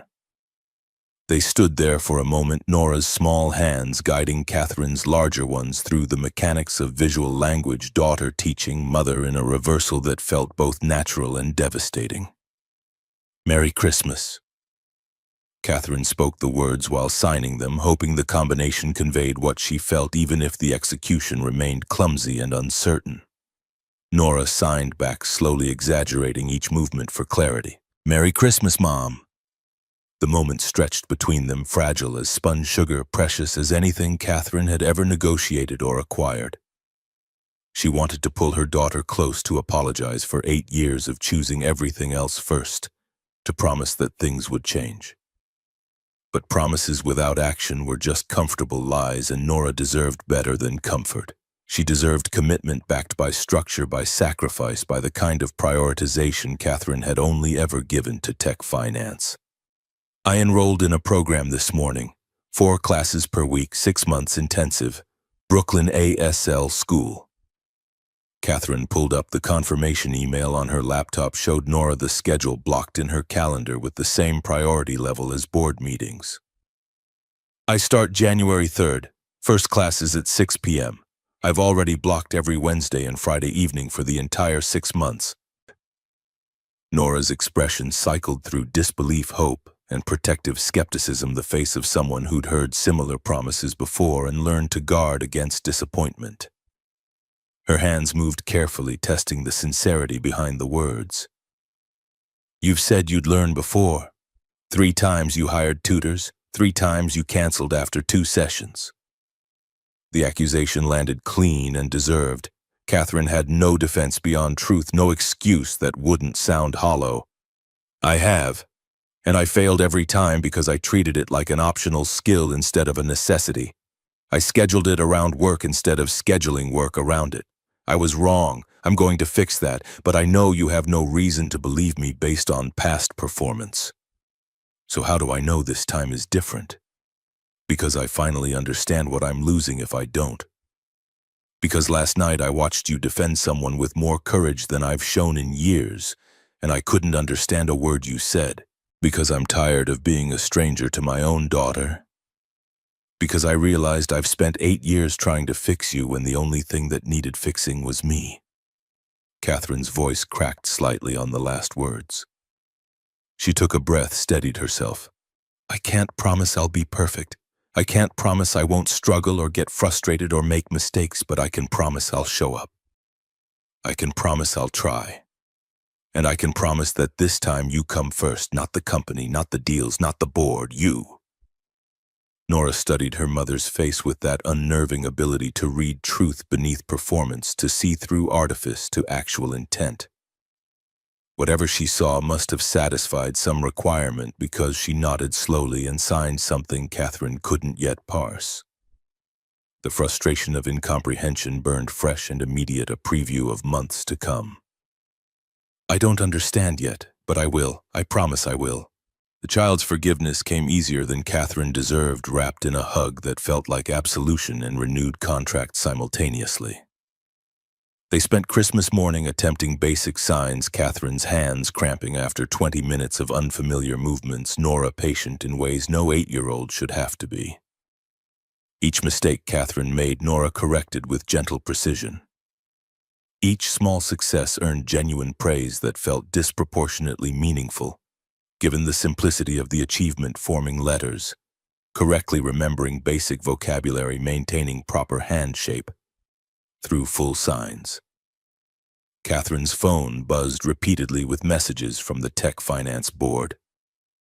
Questions about Donovan's removal requests for emergency meetings, demands for explanations of last night's chaos and what it meant for company stability and governance. She silenced each notification without reading, committed to this moment in ways she'd never managed before. Today belonged to Nora. The corporate fires could burn until tomorrow. The board could wait. For once in 8 years, work would come second. They practiced through lunch, Catherine's progress painfully slow but measurable. By afternoon, she could fingerspell the alphabet with only occasional errors and sign perhaps 20 basic words, family, food, feelings, simple verbs. It wasn't much. But it was more than she'd learned in the previous 8 years, combined more effort than she'd invested in her daughter's language than in mastering markets or negotiating acquisitions.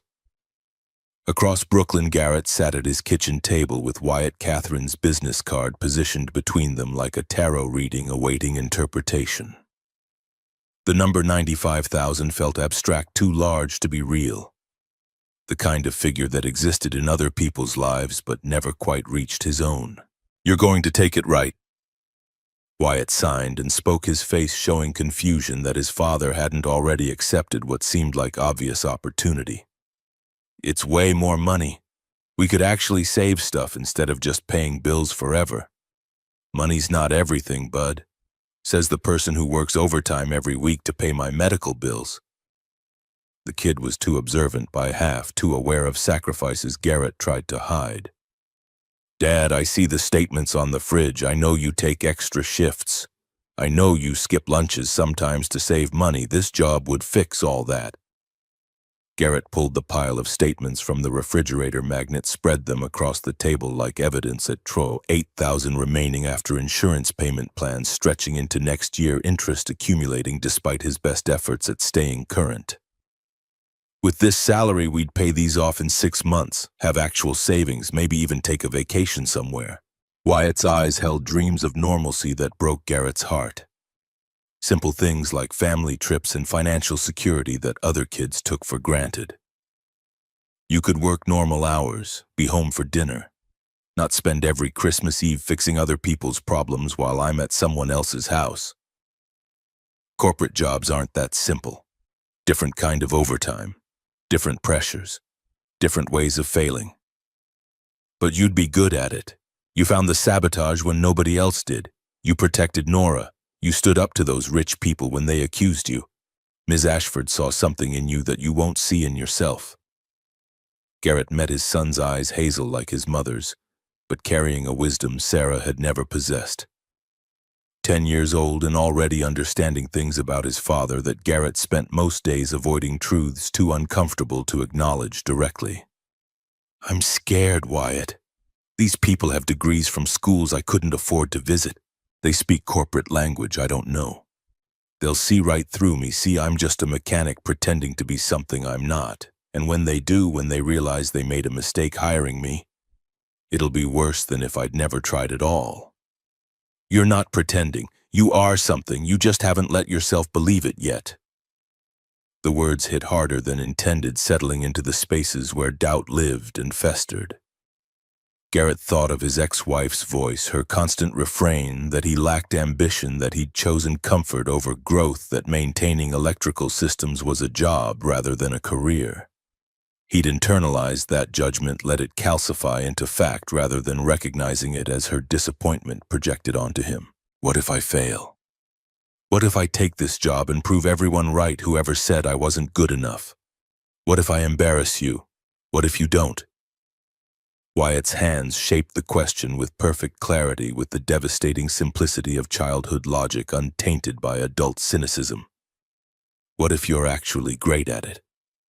What if this is your chance to show people, show yourself what you're really worth? You taught me something after my accident. Remember when I was scared to go back to school, scared everyone would think I was dumb because I couldn't hear? Garrett remembered. 6 years old and terrified, convinced his temporary disability had become permanent identity, that the world would forever judge him by those months of silence. "You said we don't let fear choose for us. We feel the fear, admit it's real, then do the thing anyway. That's what courage means. That's what separates people who change their lives from people who just wish they could." Wyatt's serious face broke into a grin that erased years from his expression. "So be courageous, Dad. Show me what courage looks like. Be the person you taught me to be." The challenge hung in the air between them. Garrett had spent 5 years teaching his son about bravery, about facing difficulty instead of avoiding it, about the importance of trying even when success wasn't guaranteed. Now his own lessons were being reflected back at him, and he couldn't hide behind excuses without proving himself a hypocrite. Monday morning, Garrett called Tech Finance and accepted the position. Catherine's relief was audible even through phone static, her professional composure cracking enough to reveal genuine emotion underneath. "You won't regret this. Report January 2nd. We'll get you set up with everything you need. Office, computer, phone, email, business cards, the works. I'll do my best. That's all anyone can ask. And Garrett, thank you for taking the chance. On yourself and on us." But Garrett knew corporate America asked for more than best efforts. It asked for fluency and unspoken rules, for comfort in offices where your tool belt marked you as outsider, for the ability to translate hard-won practical knowledge into PowerPoint presentations and strategic initiatives. He had 2 weeks to prepare for a world he'd spent 15 years avoiding, 2 weeks to transform himself from mechanic into director, from invisible to visible. January 3rd arrived cold and unforgiving. Catherine walked into Brooklyn ASL school feeling every inch the outsider, every bit the privileged interloper entering space where her wealth and position meant nothing. The community center basement smelled like old coffee and industrial cleaner. Nothing like the executive suites she inhabited daily. Folding chairs arranged in a circle looked less like educational infrastructure and more like support groups staging intimate and vulnerable in ways boardrooms never achieved. The other students ranged from teenagers to retirees, unified by their reasons for learning: grandchildren, friends, lovers, the human need to connect across difference. A grandfather learning for his 5-year-old grandson born deaf. A high school teacher with a new student who deserved full participation. A young couple, the boyfriend learning for his girlfriend with quiet dedication. A nurse wanting to serve deaf patients better. Each person carrying their own story of why silence mattered, why language beyond sound deserved effort. Rebecca Martinez, the instructor, commanded immediate respect, despite standing barely 5 feet tall.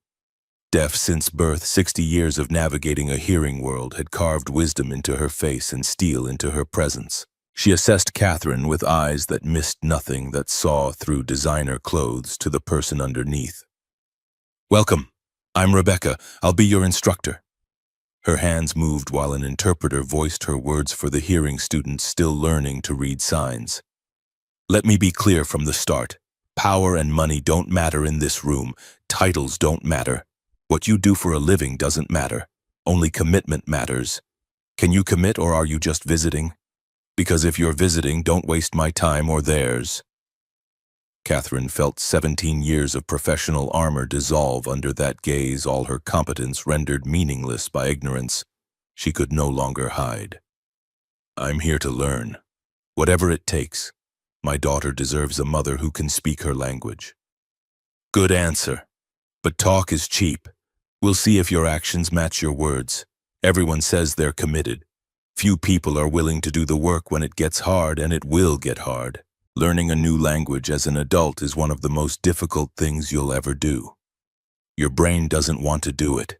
Your ego will fight you every step. You'll feel stupid and frustrated and tempted to quit. The question is whether you'll push through that or give up when things get uncomfortable."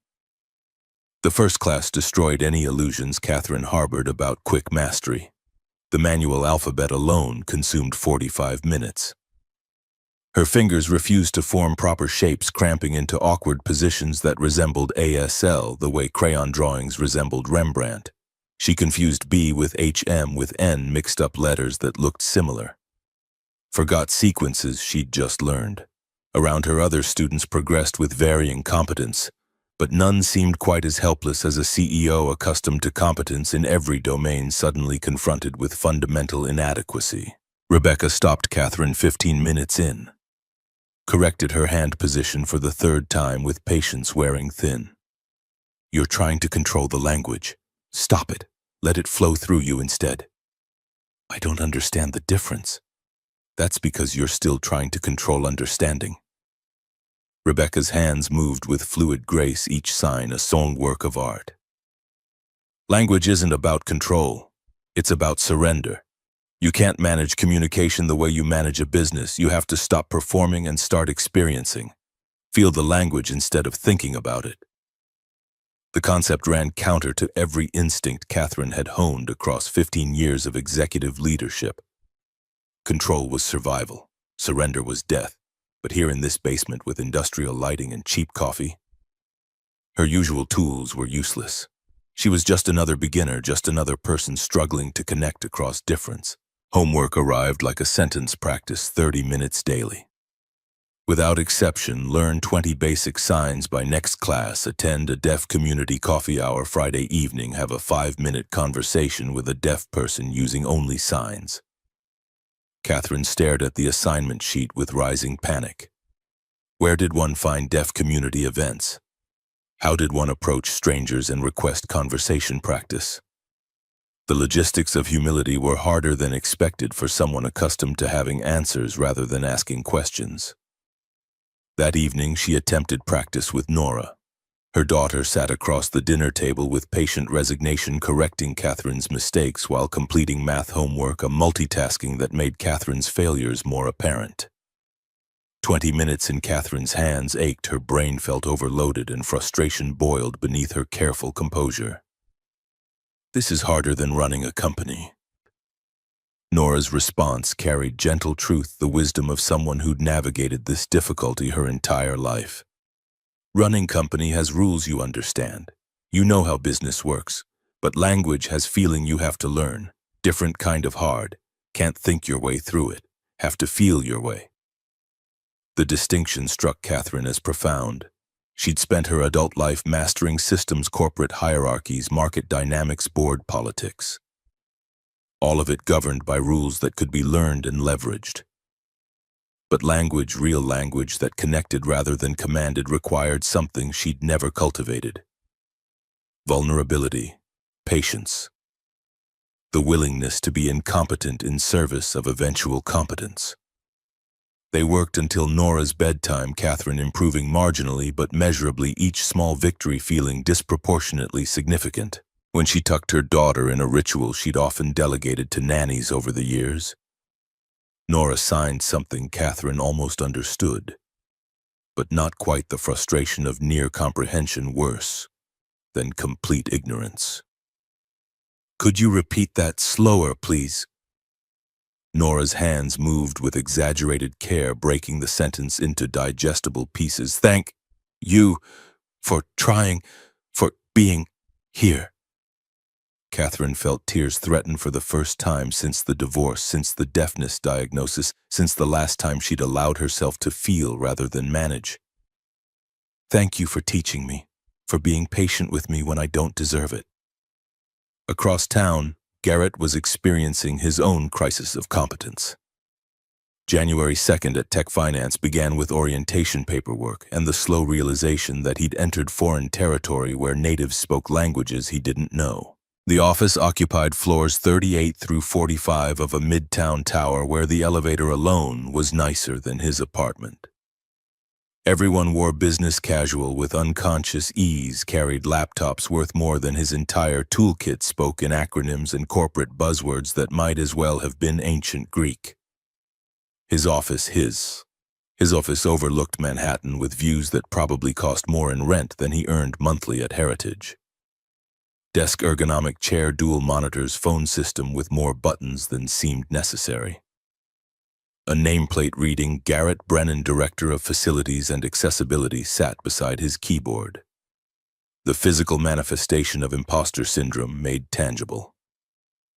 Catherine materialized in his doorway at 9:15, perfectly composed in tailored suit and heels that clicked authority against polished floors.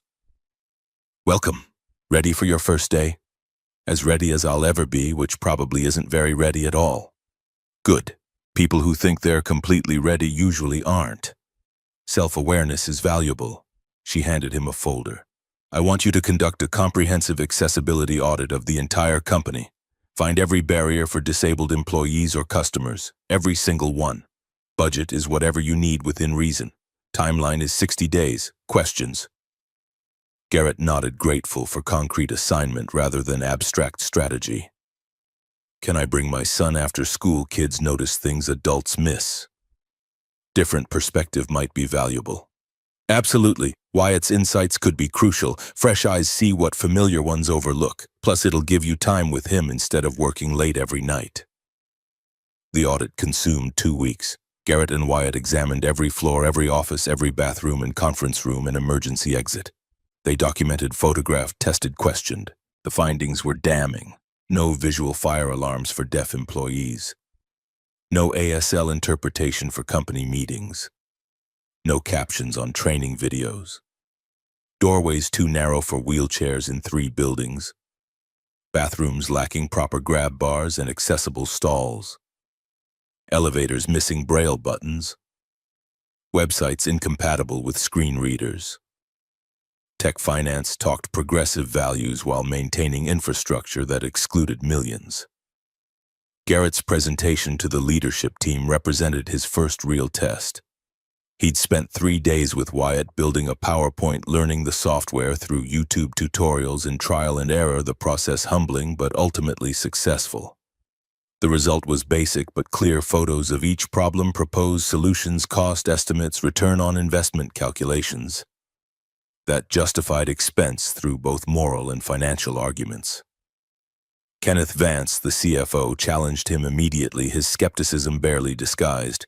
$280,000 is substantial expenditure. What's the concrete ROI?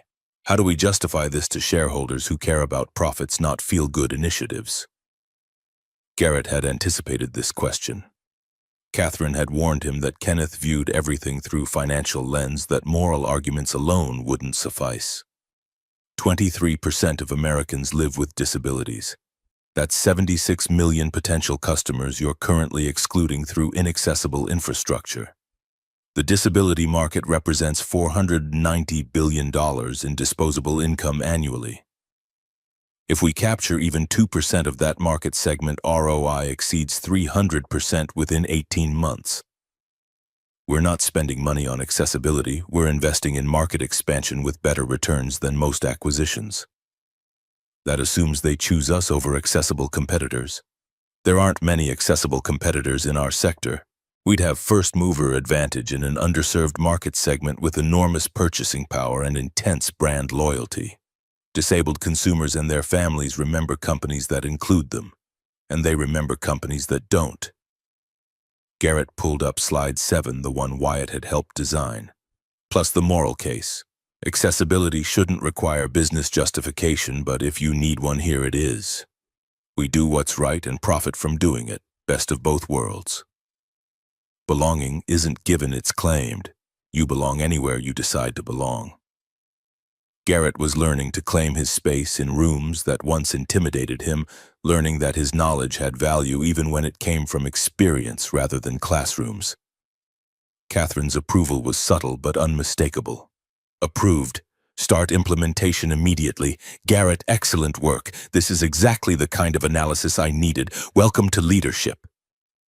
Kenneth's skepticism remained visible, but he nodded reluctantly. Garrett had survived his first corporate gauntlet through preparation, and the recognition that his practical knowledge had value even in rooms full of MBAs.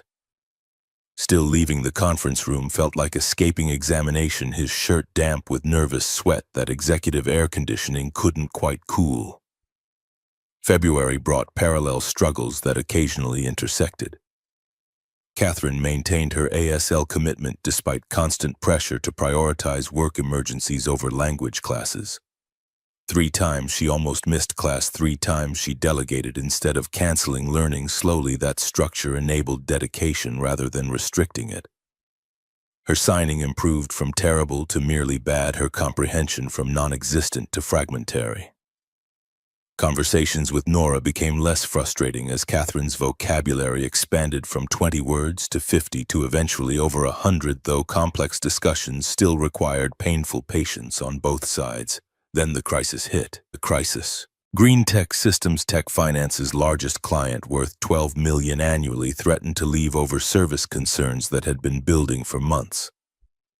The situation demanded 72 consecutive hours of Catherine's attention: renegotiations, damage control, technical solutions to systemic problems. She missed Wednesday and Friday ASL classes, missed Nora's school presentation Thursday afternoon, where her daughter performed an ASL poem she'd written herself about what it felt like to be heard for the first time. Saturday morning, Catherine tried to practice with Nora. The girl sat at the kitchen table, arms crossed, face closed off in ways that made her seem far older than 9. Catherine pulled out flashcards, attempted a cheerful tone that rang hollow even to her own ears. Want to practice our signs? Nora's hands moved fast and angry, her frustration finding voice in sharp gestures that cut like knives. You always say sorry, but nothing changes. You promised learning was priority. You promised 3 strikes rule. This is strike 2 this week.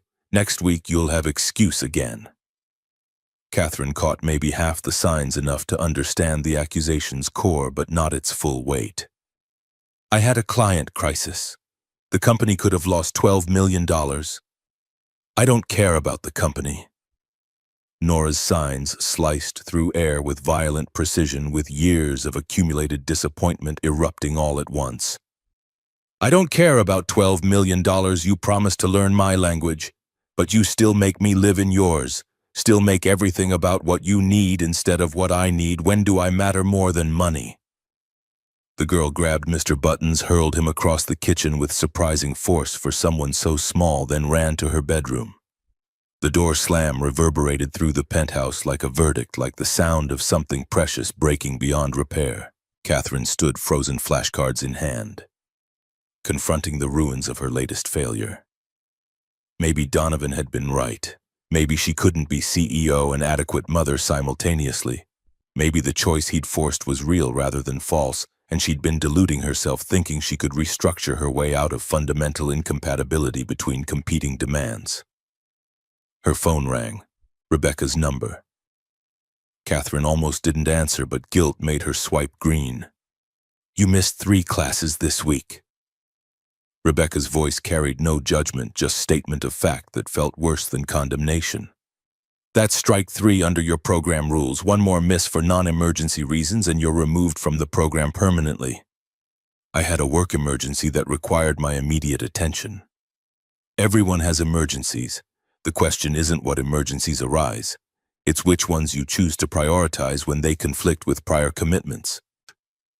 Rebecca paused, letting the words settle like sediment. Learning ASL isn't a hobby you pick up when convenient. It's a commitment to a person who needs you to speak her language. If you're waiting to finish learning before prioritizing your daughter, you'll wait forever. Learning never finishes. It's ongoing daily forever. The question is whether you're committed to the process or just the outcome. The truth landed like a physical blow, forcing air from Catherine's lungs. She'd been treating ASL like a project with a completion date, a box to check before returning to normal operations. But language didn't work that way. Nora didn't work that way. Connection required continuous effort, not one-time achievement. What do I do? Decide if this is commitment or hobby. Then live that decision consistently instead of episodically. Stop telling your daughter she matters and start showing her through choices that cost you something. Catherine ended the call. Stood in her immaculate kitchen with its marble counters and designer appliances and made a choice that would cost her. Called her assistant William and instructed him to block every Wednesday and Friday from 6 to 8 p.m. as completely untouchable, non-negotiable. Treat like she's in surgery or dead. Find alternative solutions for any conflicts without exception. Then called the board and told them she was hiring a deputy CEO to handle operational decisions, freeing herself for strategic focus and personal commitments that she would no longer sacrifice. The moves cost her politically. Board members questioned her judgment. Kenneth Vance accused her of weakness disguised as delegation. Competitors sensed vulnerability they might exploit. But Catherine had learned something at that Christmas dinner. Some costs were worth paying. Some choices mattered more than market share or quarterly earnings or the opinion of people who measured worth exclusively in dollars. She knocked on Nora's door, received no response, knocked again. Eventually, the door opened.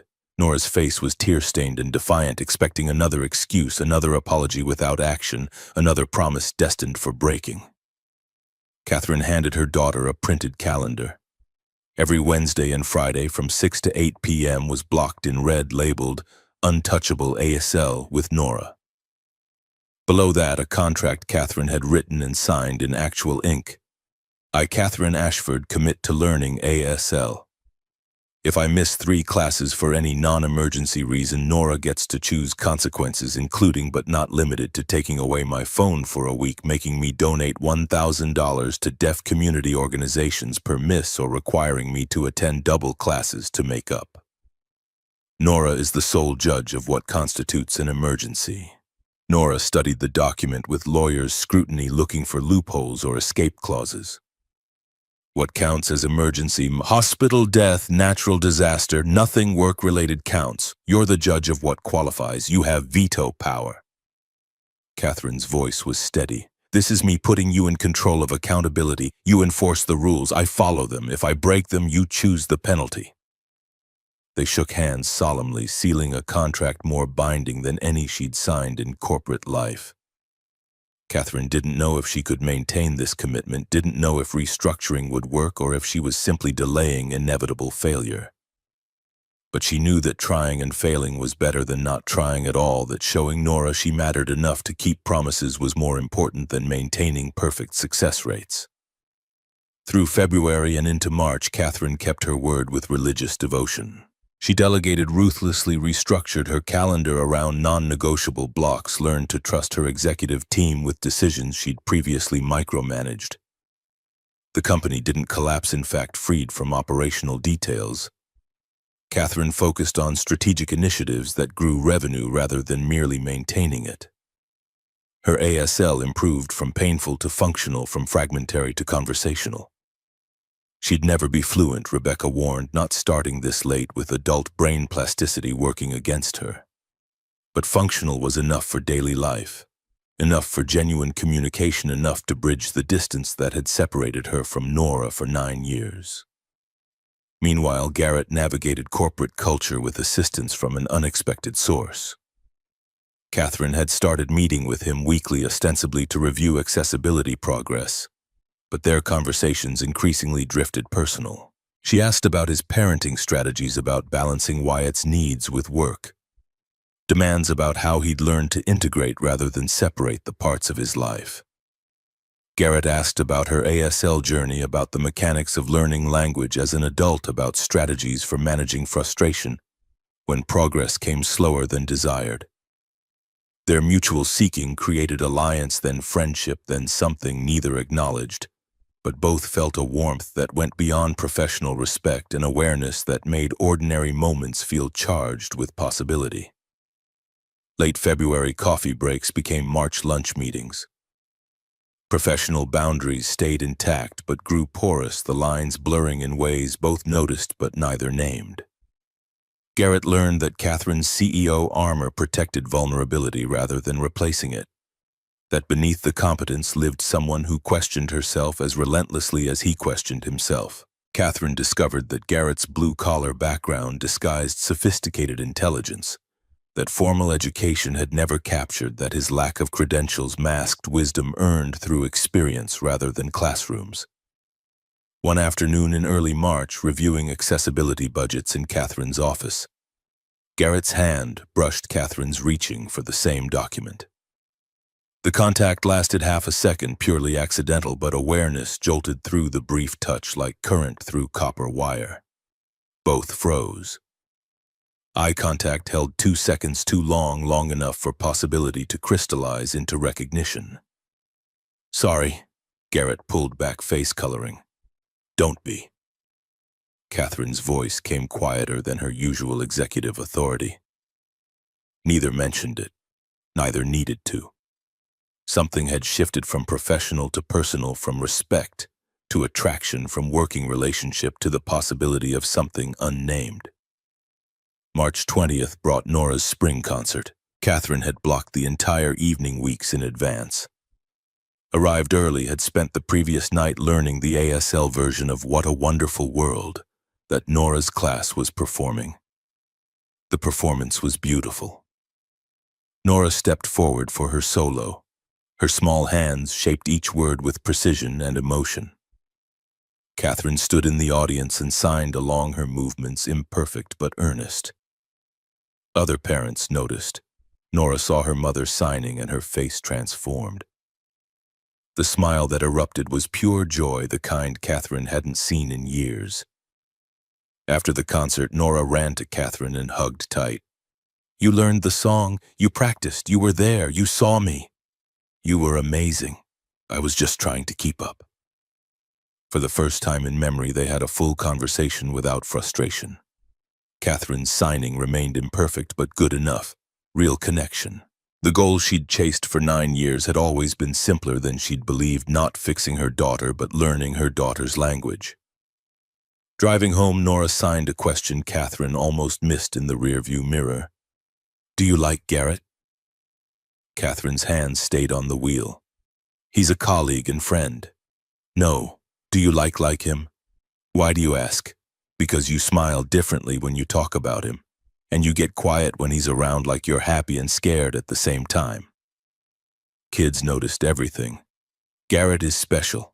He understands things most people don't. Do you want him to be more than a friend?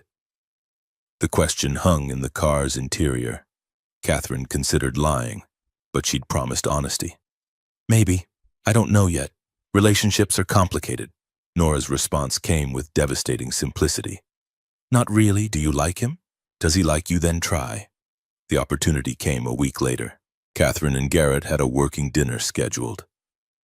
Catherine chose a small restaurant in the West Village, intimate but not obviously romantic. They started with work, but 40 minutes in the conversation shifted. Garrett mentioned his ex-wife, how she'd viewed his trade work as lack of ambition. She saw a maintenance worker. I saw a skilled tradesman. That gap killed the marriage. Catherine recognized the pain. Her loss was monumental. Was it though maybe she was right? You learned an entire language to communicate with your son. You solved corporate sabotage. You saw value in me when I couldn't see it myself. Catherine held his gaze. Ambition isn't about climbing ladders, it's about committing to what matters. Garrett's expression shifted. I feel like a fraud every day. Like everyone sees I'm just an electrician playing dress-up. Catherine heard echoes of her own imposter syndrome. I've been CEO 12 years. I still feel like an imposter some days, especially as a mother. The check arrived. Both reached for it. Their hands collided. This time neither pulled away immediately. This isn't a business dinner anymore, is it? Is that okay? Yeah, it's more than okay. They walked through the West Village afterward. Garrett stopped near Washington Square Park. I'm scared of this. Of us. Why? Because you're brilliant, accomplished CEO, and I'm just a guy who fixes things. Catherine stepped closer. Garrett, you solved a conspiracy while protecting my daughter. You learned a language because love demanded it. You saw value in me when I'd lost sight of it. Her voice dropped. You're not just anything. You're the most extraordinary, ordinary man I've ever met. The kiss happened slowly, tentative at first, then deeper, more certain. When they pulled apart, both were smiling. Wow. Yeah, wow. April 5th, they gathered both children. Catherine cooked. Wyatt and Nora were already comfortable together. Kids, we want to talk about something. Nora's hands flew. You're dating. We know. Wyatt grinned. You're not subtle. Dad's been whistling. Both adults laughed. Garrett recovered first. How long have you known? 3 weeks. You get weird around each other. Catherine found herself laughing. We wanted to make sure you're both okay with this. The kids exchanged a look. Wyatt fixed Catherine with serious attention. Are you going to be nice to my dad? I promise. Nora signed to Garrett. Are you going to make sure Mom keeps learning signs? Every day, no excuses. The children deliberated, finally nodding. Okay, we approve, but we have rules. The rules: weekly family dinners, no excessive PDA, honest apologies when fights happened. That evening became their first official gathering. Cooking together, kids setting the table, comfortable chaos. It felt natural. Spring progressed into summer. Catherine maintained her commitment. Tech Finance's accessibility initiatives generated positive press. The board's doubt transformed into approval. June 24th marked 6 months since Christmas. Tech Finance hosted an accessibility conference.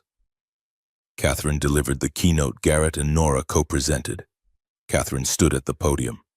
6 months ago, I almost lost everything. I had success by every metric except the one that mattered: communicating with my daughter.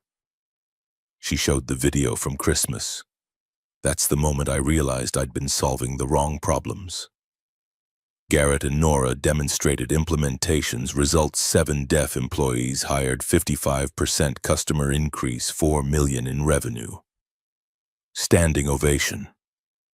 After the conference, 4 people gathered on the rooftop. Garrett pulled Catherine aside. 6 months ago, I was just trying to finish my shift. 6 months ago, I couldn't talk to my daughter. Garrett reached into his pocket, pulled out a box, and dropped to one knee. He signed first, "Will you marry me?" Then in English, "I know it's fast, but I love you. I love Nora. Will you marry me?" The ring was simple platinum band, single diamond. Catherine's eyes filled. "Yes, absolutely yes." Behind them, kids cheering erupted. "I helped pick the ring. I taught Dad the signs." December 24th came around again. Heritage Restaurant hosted their wedding, 40 guests. Rabbi Sarah Klein conducted the ceremony bilingually. Wyatt stood as best man 11 now. Nora served as maid of honor 9 and confident. Garrett signed and spoke. "Catherine, you taught me that love isn't about the easy path. I promise to honor your work, your struggles, your victories." Catherine's voice remained steady. "Garrett, you saw me when I was invisible. I promise to value your wisdom, respect your skills, celebrate your extraordinariness." They kissed as married people while their children cheered. Monroe approached Garrett. "Year ago you saved Catherine's deal. Best investment I made." 3 years later, Garrett's consulting firm operated from Brooklyn with Wyatt now 14 working summers. Nora at 12 middle school ASL club president with 60 members. She'd launched Hear Every Voice that spread to 40 schools. Catherine remained CEO. 20% of workforce had disabilities.